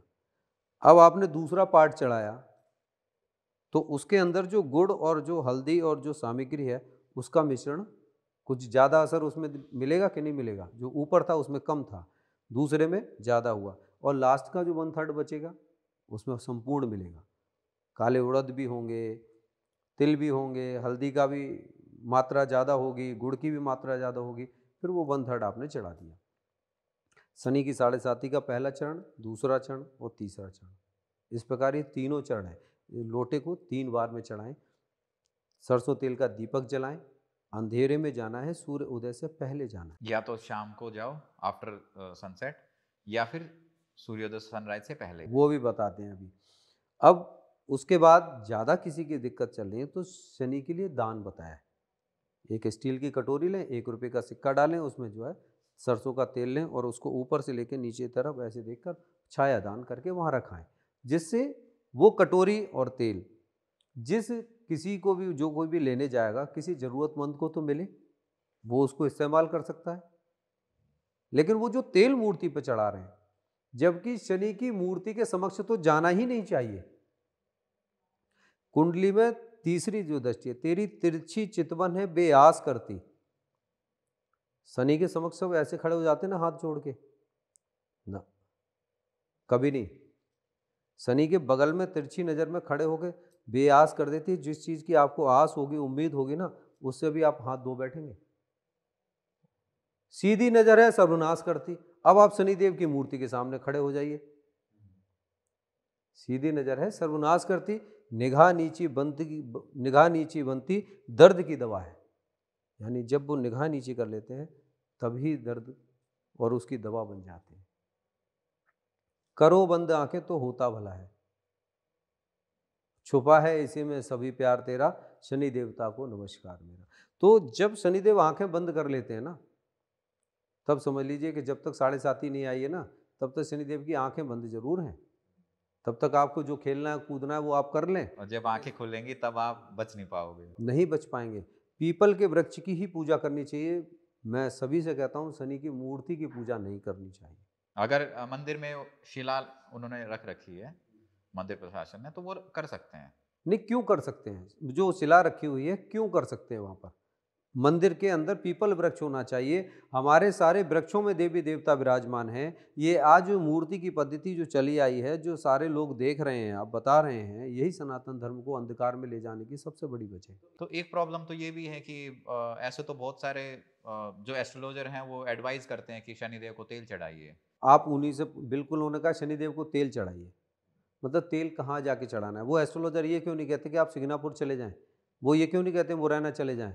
वो क्यों नहीं कहते कि आप कोगलावन चले जाएं? आप किसी भी मंदिर में कहीं भी कोई भी पत्थर की मूर्ति रखवा के आप उनकी सेवा करवा देंगे। वो एस्ट्रोलॉजर ये क्यों नहीं कहते कि आप सरसों का तेल लेकर अपनी माता जी के पैरों में लगाएं और उनकी सेवा करें? आप जो तेल वहाँ इकट्ठा करा रहे हैं, उन्हें पता नहीं है। मैंने कहा ना, सोशल मीडिया पे इतनी चीज़ें चल रही हैं, एक आदमी को बोलने दीजिए, दूसरा नहीं, कम से कम 200 आपको वीडियोस मिल जाएंगे। हर एक व्यक्ति उसी के पीछे लग जाएगा। किसी ने गलत बोला हो तो बिल्कुल ठीक चल रहा है, उसके पीछे सब चलना शुरू कर देंगे। शनि देव को पढ़ा कितने लोगों ने? शनि मित्र हैं, शनि कभी शत्रु नहीं है। शनि को गले लगा के देखें। पीपल के वृक्ष पर पूजा कर। अब देखिए, आपने अभी एक बात कहा ना कि शनि को शनिवार को सुबह को या संध्या काल में अंधेरे में। अच्छा, दिन में क्यों नहीं? दिन में क्यों नहीं पूजा करनी चाहिए? सूर्यदेव के समक्ष बैठ के, सूर्यदेव के सामने बैठिए, आसन बिछा के बैठिए और शनि स्तोत्र का पाठ करें, तो नहीं करना चाहिए? करना चाहिए। लेकिन सुबह अंधेरे में जो हमने बताया, सूर्य उदय से पहले। अब आप संध्या काल में, शनिवार कब लगता है? रात को 12 बजे। सुबह 4 बजे से लेकर और सुबह 5:30 बजे तक विष्णु जी और लक्ष्मी जी विराजमान होते हैं। भगवान शिव और माता गौरा विराजमान होते हैं। शनिदेव और हनुमान जी वहाँ पर साक्षात उनकी सेवा में विराजमान होते हैं। पीपल वृक्ष। ठीक है। अब हमारा जीवन शुरू कब होता है? हमें फल कब चाहिए? हमें फल कब चाहिए? जब हम बचपन से अपने जीवन को जी रहे हैं और हमें आज और कोई खास उसके रिजल्ट चाहिए, तो हमें सूर्योदय से पहले पूजा करनी होगी। या पूरे दिन शनिवार निकल गया, अब सूर्य छिप गया, अब हम चुपचाप जा रहे हैं, ऐसा लगता है कि सूर्य छिपने के बाद चोरी छिपे जा रहे हैं, है ना। अब जब हमें रिजल्ट चाहिए, अब शनिवार कितनी देर का रह गया भाई? आजकल थोड़ा जल्दी सूर्य छिप जाते हैं, वरना 7:30 बजे 8 बजे मोस्टली आपने देखा होगा गर्मियों में, रात को 12 बजे शनिवार बदल जाएगा, संडे लग जाएगा। अब रात में जो 10 बजे 11 बजे तक भी जो पूजा करने जा रहे हैं, उनसे पूछो कि शनिदेव कितनी देर और बैठने वाले हैं। जिनके जाने का 2 घंटे 3 घंटे का समय रह गया है, आप किसी के घर जाएं और 2 घंटे के बाद जब आप चलने लगे तब आपसे कहें अरे भाई साहब बैठो ज़रा कॉफ़ी तो पी लो आप, आपको कैसा लगेगा? बोला कोई बात नहीं, चलो ज़्यादा शर्म कर रहे हैं, आपकी बात मान लेते हैं, लेकिन उसके बाद जब आप आएंगे तब आपके साथ ऐसा ही करेंगे जब आप चलेंगे। अर्थात जब जो व्यक्ति सुबह को सूर्य उदय से पहले अंधकार में भी उनकी पूजा करते हैं, उनके जीवन में बचपन से या जिस उम्र से भी वो पूजा कर रहे हैं, उसी समय से उनको रिजल्ट्स मिलते हैं। 55 साल के बाद 50 साल के बाद यदि उनको रिजल्ट्स लेने हैं तो वो शाम को पूजा करें। एक व्यक्ति ये जो पूजा नहीं करता और कर्म करता है, बढ़िया, ना किसी का बुरा करता है, उसको जो भी काम है, उसका ऑफिस का काम है या जो भी कर रहा है, बिल्कुल बढ़िया तरीके से करता है, मंदिर जाने का ही समय नहीं है, क्या उसकी जिंदगी में भी शनिदेव दुख देंगे? बिल्कुल आएंगे। अच्छा मुझे बताइए, कोई आदमी कह सकता है, मैं कह सकता हूँ, आप कह सकते हैं, कोई और कह सकता है कि मैं बुरे कर्म करता हूँ? कोई नहीं कह सकता। हर इंसान अपने लिए अपने सारी दैनिक दिनचर्याओं को अच्छे से निभा रहा है। एक आदमी के पास में समय होने के बावजूद भी वो अपना बैठा है, काम कर रहा है। किसी इंसान के पास इतना समय नहीं है, पहले तो समय उस व्यक्ति के पास नहीं होगा जो उस चीज़ को समझना नहीं चाहेगा या उसके विषय में जानता ही नहीं होगा, उससे कोई लेना देना है ही नहीं। भाई शनिदेव हो या हमारे वेद पुराण शास्त्र हो, कोई आदमी वहां तो शनिदेव की बात करें, दीपक ही नहीं जलाते लोग। जिनकी कुंडलियां रखी हुई हैं और जिनका समय आ रखा है, जिन्हें आके धरती पर अपना पिछले जन्म का टोटल लेखा जोखा रखा है, उसके according ration card, bank balance, सब कुछ, और सांसें, खाना पानी, पैसा, लग्जरी, सब कुछ लेकर पैदा हुए हैं। हम अकेले पैदा हुए, अपनी माँ के पेट से पैदा हुए, हमारी माँ ने रखा। क्या माँ के पेट में गर्भ में जब 9 महीने संतान रहती है, उसकी रक्षा कौन करता है? उस अंधकार में शनिदेव रक्षा करते हैं। शनिदेव रक्षा करते हैं। उस जीव को जो जीवन देते हैं वो शनिदेव देते हैं। सारे ग्रह तो उसके बाद आके अपना काम करते हैं, लेकिन शनिदेव वहाँ बैठे हैं उस अंधकार में, बिल्कुल, क्योंकि माता छाया के गर्भ में शनिदेव वहाँ बैठे थे, तब तक कोई उसका कोई कुछ नहीं बिगाड़ सके। आराम से अपने उनका जन्म हुआ और उसके बाद उन्होंने न्याय लिया। धरती में बीज बोया जाता है, जमीन के अंदर, उस फसल को कौन उगाता है? उस अंडे में से बच्चा निकलता है, उसको कौन उगाता है?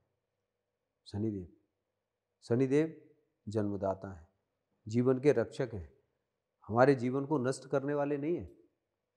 शनिदेव हमें सब कुछ देने वाले हैं, सब कुछ देते हैं, लेकिन जिसके जीवन में उसको ये ही नहीं सिखाया, अर्थात उसके बुद्धि में देखिए, जो लोग पूजा नहीं करते, मोस्टली उनको उठा के देखिए, बुध और बृहस्पति देख लीजिए आप उनके, जिनके बृहस्पति होंगे ना, उच्च के हों या नीच के हों या ऐसी जगह बैठे हों जहाँ मार्केस बैठे हों, बृहस्पति जिस घर में जिसके भी 12 भाव में जहाँ बैठ गया, सबसे पहले उस घर का सत्यानाश। लोग तो बोलते हैं कि वो घर अच्छा होता है। उस घर का सत्यानाश, ये टेबल रखी हुई है, इस पे हाथी आके बैठ जाएगा, इस टेबल का क्या रहेगा? ये टेबल ही दिखाई नहीं देगी आपको, क्योंकि हाथी के नीचे इतनी बड़ी कि ये चकनाचूर हो जाएगी और खत्म। तो बृहस्पति का सबसे बेस्ट हाउस कौन सा है कुंडली में? बृहस्पति का कोई सा भी हाउस बेस्ट नहीं है। किसी भी हाउस में बृहस्पति बैठ जाए, उनकी अपनी मीन राशि है, धनु राशि है, धनु राशि उनकी सबसे प्रिय राशि बताते हैं, लेकिन धनु राशि में भी बैठ जाएंगे तो धनु राशि जहाँ जिस भाव में होगी उस भाव का भी सत्यानाश। बस उनकी सीधी दृष्टि है, वो वहाँ से कहते हैं कि बस आगे उन्नति कराते हैं। यदि वहाँ पर उनकी दृष्टि पड़ गई, पत्नी के भाव पर पड़ गई, तो आप लगा लीजिए उनकी पत्नी तो एक होगी, लेकिन गर्लफ्रेंड, अदर रिलेशनशिप उनके जरूर होंगे, वहाँ होंगे।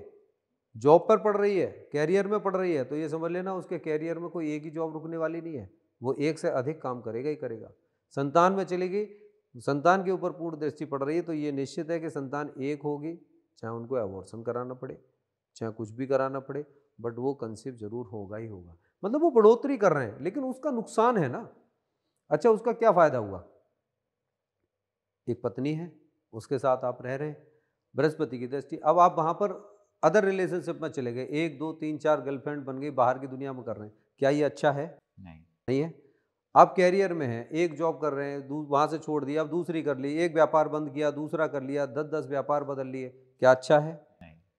वहीं पर आपने देखा कि संतान की स्थिति बैठ जाती है, संतान में भी जाके आपको मिसकैरेज करना पड़े, अबॉर्शन हो जाए, क्या वो अच्छा है? नहीं। पढ़ाई ब्रेक हो रही है, अब आप पढ़ाई करते जा रहे हैं। मेरे पास अभी रिसेंटली 39 ईयर्स का एक लड़का आया, उसने पीएचडी कर ली, मतलब ग्रेजुएट तो है नहीं, ट्रिपल पोस्ट ग्रेजुएट हो चुका और पीएचडी कर चुका, और किताबें लिख दी उसने, बुक्स लिखी हैं, 4 बुक्स लिख चुका, फिजिक्स पर और मैथ पर, दोनों पर। अब घर बैठा हुआ, शादी हुई नहीं, पुखराज पहन रखा मेरे। और उस मजे की बात तो ये कि 68 ईयर्स के उसके फादर खुद एस्ट्रोलॉजर हैं। अब वो मेरे पास आए, मेरे पास आने के बाद आए इसलिए क्योंकि उनका छोटा भाई जो था वो मेरे पास आता था, तो छोटे भाई ने कहा कि ऐसा है, वहाँ चले जाओ गुरु जी के पास। अब वो मेरे पास आए, तो मैंने सबसे पहले उनसे कहा, देखिए यहाँ कोई गरीब हो उसकी मदद करूँगा, 2 चीज़ें नहीं चलेंगी, एक, मेरी एस्ट्रोलॉजी में आपका इंटरफेरेंस नहीं चलेगा, जो मैं कह रहा हूँ वो कराना, दूसरा, कोई स्टाफ नहीं है, मेरी फीस आपको देनी होगी। बोले नहीं नहीं नहीं, फीस आपकी ज़रूर देंगे, बिल्कुल देंगे। फीस भी दी और मैंने बताया, उन्होंने वो काम भी किया। पहला काम पुखराज उतरवाया, बृहस्पति की पूजा करवाई, ये जाके दान करके आए, इस लड़के को ये चीज़ें बंद कर दीजिए, फिट है। आज वो कोचिंग सेंटर चला रहा है, जो बिल्कुल खाली बैठा था, बिल्कुल जिसको पागल कह सकते हैं आप, डिग्रियां लेने के बावजूद भी। तो आज आप अपना काम तो कर रहे हैं। तो बृहस्पति, मुझे किसी भी घर में बैठ के कोई व्यक्ति ये कहे कि नहीं साहब, बृहस्पति यदि बैठ गए और आपकी रोग के भाव में यदि उनकी दृष्टि पड़ रही है, तो आप ये समझ लेना कि रोग एक छूटेगा, दूसरा लगेगा, दूसरा छूटेगा, तीसरा लगेगा। तो बृहस्पति किस भाव में आप अच्छा मानते हैं, मुझे कोई एक भाव बता दें। बहुत सारे ज्योतिषी तो कहते हैं कि बृहस्पति की लगन आ गई, धनु लग्न में ही लगन आ गई, बहुत बढ़िया बहुत बढ़िया। और बृहस्पति उसमें केंद्र में बैठ जाए, लग्न में बैठ जाए, 4th हाउस में, 7th हाउस में, 10th में, तो बहुत बढ़िया, बहुत अच्छा। और भाग्य में बैठ जाए, जिसके भाग्य में बैठ जाए, 10th हाउस में बैठ जाए, वो व्यक्ति किसी की नहीं सुनता, उससे बड़ा ज्ञानी नहीं। आप चाहे उसके सामने किसी की टॉपिक पर बात कर लो, वो हार मानेगा ही नहीं, मतलब उसे कुछ हासिल नहीं होने वाला, लेकिन वो हार नहीं मान सकता। तो ऐसे ही जब बृहस्पति अपनी जगह पर काम करते हैं, शनि, अब घरों में आपने देखा होगा कपड़े इकट्ठे हो जाते हैं। पुरुषों को आज के दौर में शनि सबसे पहले देख रहे होते हैं, वो केवल पीछे के कर्म देख रहे होते हैं, स्त्रियों को उनके बाद की सजा मिलती है। पुरुषों की मेहनत के बलबूते पर पुरुष बहुत मेहनत करते हैं, बाहर जाके नेचुरल सी बात है, मेहनत करते ही हैं, घर से बाहर जाना है, आना है। आजकल फीमेल्स अपना अपना काम कर रही हैं, लेकिन पुरुष जो है उसको देख रहे होते हैं, स्त्री को उनके काम करने चाहिए, जो जो भी चीज़ें हैं, कपड़े धोए, 8-8 दिन, 10-10 दिन, जिनके घरों में वॉशिंग मशीन में, जो कमाने वाला व्यक्ति है, जो घर का मुखिया आदमी है, उसके यदि कपड़े आपके वॉशिंग मशीन में 10 दिन, 8 दिन रखे रहते हैं, 10 दिन बाद धुलेंगे या 1 सप्ताह बाद धुलेंगे, उसके जीवन में उसका सुख खराब हो जाता है, उसका सम्मान खराब हो जाता है, और उसकी सजा उसकी पत्नी को आगे टाइम पे झेलनी ही होगी। अच्छा, एक चीज़ अभी दिमाग में है, जब हम बात कर रहे थे तेल चढ़ाना, आजकल आपने देखा होगा कि जैसे सिग्नल्स वगैरह होते हैं, वहाँ पे एक बंदा आएगा बकेट लेके, उसमें शनिदेव की मूर्ति होगी या फोटो होगी, ठीक है, और पैसे वगैरह मांगेगा या फिर उसमें कुछ तेल चढ़ा होता है। तो ऐसे लोगों को पैसे देना, इससे क्या शनि मजबूत होते हैं या फिर खराब होते हैं? अब उसने वो तेल ले जाके बेचना ही है भाई, वो तेल जो इकट्ठा कर रहा है वो क्या करेगा? कुछ लोग मूर्तियां रखते हैं, कुछ लोग तेल चढ़ाते हैं। हाँ, मूर्ति उसमें रख लेते हैं ना, वो एक इतना बड़ा डिब्बा लेके चलेंगे, उसमें छोटी सी लोहे की बना के शनिदेव की मूर्ति रख लेंगे। आपने चौराहों पे भी देखा हो, एक बड़ा सा कनस्तर रख देते हैं, उसमें मूर्ति रख देते हैं, लोग आते हैं सिक्का डालते हैं, एक दीपक वहाँ पे जला के रख देते हैं। ये सब केवल पैसा इकट्ठा करना, क्योंकि अंधविश्वास इतना है कि लोगों को शनि के विषय में ही नहीं पता। उनको लगता है कि जहां मूर्ति है वहीं पे कर दो, हो सकता है थोड़ा बहुत हमारा भला हो जाए। शनि के लिए आपको कर्म करने हैं ना, शनि के लिए आपको कर्म करने हैं। आप अपने परिवार के प्रति समर्पित रहें, पहली बात। शनि बाहर जितने भी लोग, शनि सबसे पहले खराब होते हैं जो लोग अपने घरों में बैठ के जो देखे हैं कि कहते हैं कि शनि सफाई पसंद करते हैं, पर पुरुष का काम नहीं है। पुरुष ऐश्वर्य का दायक है, पुरुष सम्मान का दायक है। वो मार्केट में जाके उस परिवार को, समाज में सम्मान दिलाने वाला है। आप उस व्यक्ति को बांध के ना रखें, घर की सफाई में ना लगाएं, बर्तनों में ना लगाएं। बहुत सारे तो घर में पोछा लगाते देखे मैंने, पोछा लगा रहे होते हैं, झाड़ू लगा रहे होते हैं। पुरुषों को भूल कर भी नहीं लगाना चाहिए। अकेला पुरुष है तो बिल्कुल लगाएगा, घर में कोई नहीं है तो वो लगा सकता है, वहाँ माफ़ ही है, उसके लिए कोई दिक्कत नहीं है। लेकिन जो पुरुष घर में सब कुछ होते हुए भी ये समझ लेना, बेटा तुम आज तो कर रहे हो, लेकिन कल तुम्हारी पत्नी को भी झेलना पड़ेगा और तुम अपना सम्मान खोते जा रहे हो। मतलब समाज में आप मुझे बताइए, जो व्यक्ति, आपने बहुत सारे लोग देखे होंगे, कपड़े धुलते हैं अपने घर में, झाड़ू लगाते हैं, पोंछा लगाते हैं, भाई वो समाज में नहीं बताएंगे पर एक दूसरे दोस्तों को तो पता होगा, है ना। बर्तन भी धुलते हैं, कुछ लोग जाके सब्जी भी कटवा देंगे। आप उन लोगों की स्थिति देख लेना, केवल दाल रोटी खाने के बराबर है। पैसा कितना भी हो, पैसा मायने नहीं रखता। मतलब वो जॉब कर रहे हैं तो उनका समाज में सम्मान कहाँ है, कितना सम्मान है उनका। और जिनका सम्मान है, मुझे आप एक बता दीजिए, कोई एक आदमी बता दीजिए वो अपने घर में झाड़ू लगाता हो, पोंछा लगाता हो या बर्तन धुलता हो। वैसे कोई काम नहीं करेगा। शनि सबसे पहले खराब कहाँ होते हैं, जब हम किसी दूसरे की चीज़ पर निगाह रखते हैं, है ना। जो लोग आज के कॉरपोरेट सेक्टर में एक बड़ी अजीब चीज़ देख रहे हैं, एक तो रात को जगना, दिन भर सोना, है ना। कॉरपोरेट सेक्टर है, एमएनसीज कंपनियों में काम कर रहे हैं, सैटरडे संडे छुट्टी है। जितने भी आपने मेल फीमेल देखे हैं, मोस्टली क्या करते हैं, चिकन खाना, ड्रिंक करना, एंजॉय करना, क्लबों में चले जाना, एक्सचेंज कर लेना, पैसे देना। वो लड़कों को देखेंगी, वहाँ से उन्होंने अपना बॉयफ्रेंड ले लिया, उन्होंने कोई लड़की ले ली। मतलब उनका सैटरडे संडे का जो प्रोसीजर है ना, वो एंजॉय करने का है। किसी पे कोई फर्क नहीं पड़ता है, बिल्कुल चल रहा है, कल्चर है साहब, अपना कमा रहे हैं, खा रहे हैं, कुछ भी कर रहे हैं, एंजॉय तो करेंगे। इन सारी चीज़ों को देखने के साथ क्या वो शनिदेव का सीसीटीवी कैमरा बंद है? नहीं, वो तो उसके कर्म रिकॉर्ड हो रहे हैं। आज वो जितना मर्जी आए पैसा कमाता चला जाए, अंत में नोट कर लेना, परिवार और उसका जीवन, एक एक चीज उसको याद दिला दी जाएगी, वो तौबा करने लगता है। ऐसा व्यक्ति अंत में सड़ सड़ के मरता है। मतलब ये जीवन मिला है, अनमोल जीवन मिला है हमें, और शनि जैसे प्रोफेसर मिले हैं, शनि जैसे प्रोफेसर जो डिग्री दे रहे हैं सारी हमें। हम ये स्कूल में, कॉन्वेंट स्कूल में पढ़ पढ़ के इंग्लिश हिंदी की जो डिग्रियां ले रहे हैं, ये कोई डिग्रियां नहीं है।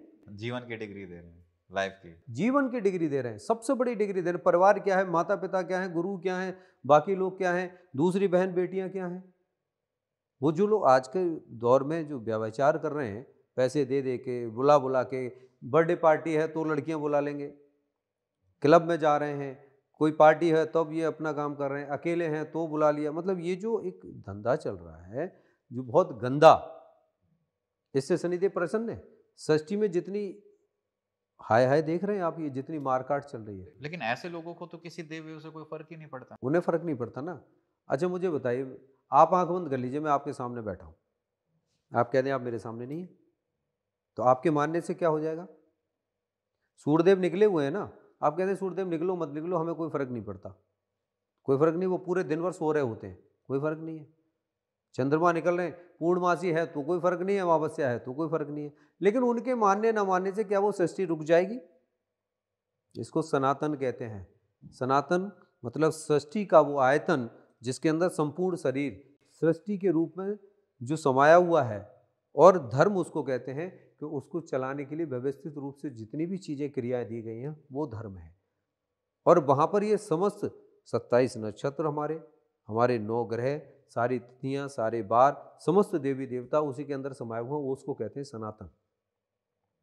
और इनको चलाने की जो प्रवृत्ति है, जो प्रकृति है, जिसे हम सिस्टम को चला रहे हैं, वो है धर्म। तो वो सनातन धर्म है, जहाँ हम हैं और जहाँ हम अपनी उंगलियों को चला रहे हैं। अच्छा, जैसे ये शनि साढ़े सात या शनि के बुरे प्रभाव से बचने के लिए लोग घोड़े की नाल घर पे लगाते हैं या फिर घोड़े की नाल की रिंग पहनते हैं, इससे क्या बेनिफिट मिलता है? घोड़े की नाल, अंगूठी पहन लेना या छल्ला पहन लेना, कड़ा पहन लेना। अब शनि की साढ़े सात ही चल रही है, शनि का दुष्प्रभाव चल रहा है, उससे शनि यहाँ हमने बैठा दिए, तो शनि अब हमारे जीवन में अच्छा करना शुरू कर देंगे। ये एक इंडिकेशन है। ये इसलिए है कि जो घोड़े के पैर में लगी हुई नाल को घिसते हुए वो जो उतार देता है, आजकल नहीं मिलती हैं। चलते हुए घोड़ा की नाल जो छूट जाए, अपने आप निकल जाए, उसको लगाना चाहिए। वो पुरानी परंपराएं हैं कि वो घिस चुका है, तो शनिदेव उसको देख रहे हैं, तो शनिदेव उसे नहीं लगाओगे तो आपके घर को नहीं देख रहे, देख रहे हैं। अपने कर्म सुधारें, शनिदेव की शरण में जाएं, अपने माता पिता की सेवा करें, अपनी पत्नी बच्चों के लिए समर्पित रहें, अपने अंदर झांक के देखें कि मैं कहाँ पे गलत हूँ। सबसे बड़ी चीज़ शनि की साढ़े साती आपको ये बताती है कि अब आप चेंज हो जाएं। और जो चेंज नहीं होते हैं, शनि जबरदस्ती से गर्दन पकड़ के उनको अंदर पाइप के अंदर अपने आप घुसा देते हैं कि बोले बेटा आप सीधा चल, पीछे आने का रास्ता ही नहीं है। रास्ता ही नहीं है, अब चलना पड़ेगा। तो इसलिए पहले ही सावधानी से शरण में रहना चाहिए। जितने भी ये व्याविचार करने वाले लोग हैं, इनको ये नहीं करना चाहिए। शनि गाली नहीं दिलवाते, जो लोग गालियां दे रहे होते हैं उनका बुद्ध खराब हो रहा होता है। दूसरों की संपत्ति, पैसा, कर्जा लेके जो लोग जेब में डालते हैं, चले जाते हैं। किसी दुकान वाले ने 50 का नोट दिया, आपने 30 रुपये का सामान लिया, अब उसने 20 रुपये की जगह पुनः निकाल के आपको 50 रुपये दे दिए, 20 रुपये और दे दिए, 70 रुपये दे दिए। उसने सोचा 100 रुपये दिए, आप 70 रुपये लेके चले गए, दुकान वाले को नहीं पता, आप खुश हो गए। अब वो जो 70 रुपये में 20 रुपये तो थे ना आपके, यानी 50 रुपये जो आप लेकर जा रहे हैं, ये आपसे वसूल किए जाएंगे 5000। वो 50 के 5000 वसूल किए जाएंगे। 100 गुना चलता है शनिदेव का, कोई 1, 2, 10 गुना नहीं चलता, 100 गुना चलता है। वो आपको देना पड़ेगा। आपने किसी का उधार कर दिया, 10 रुपये उधार कर दिए और आप चले गए किसी मजदूर को। ये जो सिस्टम चल रहा है, लोगों को ज्ञान न होने की वजह से चल रहा है, जिसकी मार हम लोग सारे ग्रहों की वजह से हम मार खाते हैं और शनि हमें उसके रिजल्ट से देते हैं। जो डिब्बा लेके जो लोग चल रहे हैं, जो लोग तेल मांग रहे हैं, पैसे मांग रहे हैं, उनको दान नहीं देना चाहिए। आपको दान देना है तो किसी गरीब की जाके मदद करके आएँ, किसी ऐसी जगह पर मदद करके आएँ। कहीं मंदिर बन रहा है, हनुमान जी का मंदिर बन रहा है, कहीं कोई भी मंदिर बन रहा है, उस मंदिर में जाके ईंट लगवा के आएँ आप भोजन की व्यवस्था करें। जो गली के कुत्ते हैं उनके भोजन की व्यवस्था कर दीजिए। जितना तेल आप देना चाहते हैं, 10 रुपये, 15 रुपये, 20 रुपये एक सप्ताह में खर्च करना चाहते हैं, आप कर दीजिए। अच्छा, अभी 15 नवंबर से एक प्लेनेटरी पोजीशन चेंज हुई है। शनि मार्गी से, वक्री से मार्गी हो गए हैं। तो सबसे पहले आप ये बताइए कि मार्गी वक्री है क्या? शनि जब अपने प्लैनेट्स में चल रहे हैं, जैसे हम क्लॉकवाइज चल रहे हैं, है ना? जैसे क्लॉकवाइज घड़ी घूम रही होती है, तो वो जब चलेगी तो वो 1, 2, 3, 4, 5, 6, यानी उस समय पर आपकी जो दशाएं हैं, शनि मार्गी चल रहे हैं, यानी वो आगे की सारी चीज़ों को आपको देते जा रहे हैं। अब जिन जिन लोगों को प्रतिफल दे रहे हैं, जिनको फल दे रहे हैं, अब जब घूम के उल्टे होके खड़े हो गए, बकरी होने का मतलब पीछे, एंटी क्लॉक, है ना? अब जब वो एंटी क्लॉक वहाँ जहाँ खड़े हैं, कुंभ राशि में ही हैं, वहाँ खड़े होकर मार्गी चल रहे थे, यानी उनकी घड़ी की सुई ऐसे चल रही थी, है ना? अब उसके बाद जब बकरी हुए तो अब उनकी ऐसे चल रही है। अब पुनः मार्गी हो गए तो अब ऐसे चल रही है। तो ये बकरी का क्या फर्क पड़ता है? हाँ, फर्क ये पड़ता है, जब वो बकरी होते हैं, तो बकरी होते हैं तो वो ये देखते हैं कि पीछे कौन कौन छूट गया। जैसे अभी कोई फ्लाइंग स्क्वाड आया, कॉलेज के पास से गाड़ी गुजरी, उन्होंने देखा नकल कराने वाले या जो दुश्मन लोग बैठे हुए हैं, चोर बैठे हैं, पुलिस का सायरन सुन के, और वो छिप के बैठ गए। बोले अब तो गाड़ी निकल गई, कुछ तो भाग जाएंगे, कुछ रह जाएंगे, कुछ 2-4 पेड़ के पीछे छिप जाएंगे। जब वो गाड़ी निकल गई, उन्होंने सोचा बस अब ठीक है, अब आराम से रोड पर बैठ के हम सिगरेट पिएंगे, दारू पिएंगे, अपना बंटवारा करेंगे। अब ये तो हो गए मार्गी। अब वहाँ से पुलिस की गाड़ी लाइट बंद की और बैक, अब वापस हो गई।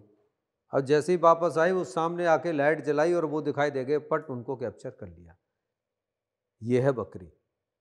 तो शनि, हमने बताया ना कि पूरी कुंडली में सबसे ज़्यादा प्रभुत्व रखते हैं, न्याय कराने वाले देवता हैं। तो वो बकरी जब होते हैं तब एक एक चीज़ का, पीछे तक की चीज़ को देखते हैं कि क्या क्या छूट गया। ये उन लोगों के जीवन में जिनमें शनि 7.5 चल रही है, या सबके जीवन में? सबके जीवन में ही चल रहे होते हैं, लेकिन विशेष रूप से रिजल्ट तो 7.5 और इनके आप जो झेल रहे हैं, कर रहे हैं, ये सबके जीवन में चल रहा होता है। कहीं कोई लेखा जोखा पीछे का छूट तो नहीं गया है। तो अभी कितने साल से वक्री थे, या कुछ महीने से? कितने साल से? अभी तो कुछ महीने से। अब तो मार्गी हुए 15 तारीख से, अब ये फिर स्टार्ट हो गए।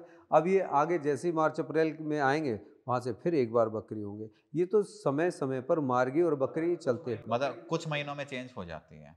तो अभी जैसे वक्री से मार्गी हुए हैं 15 नवंबर के बाद, तो कौन कौन सी ऐसी राशियां हैं जिनके लिए ये फायदेमंद होंगे? अब जैसे कुंभ राशि है, मकर राशि है, मकर राशि वालों को बहुत सावधानी से चलने की आवश्यकता है। यहाँ पर जो वृषभ राशि वाले हैं, बेसिकली जो राशियाँ लोग काउंट करते हैं, उनको लग्न से काउंट करना चाहिए। क्योंकि लग्न राशि आपकी, लग्न वृषभ लग्न है, चंद्रमा वहाँ कहीं भी बैठ गया, उसका फर्क पड़ेगा ना। तो लग्न ये डिसाइड करती है कि कौन सा प्लेनेट कहाँ है।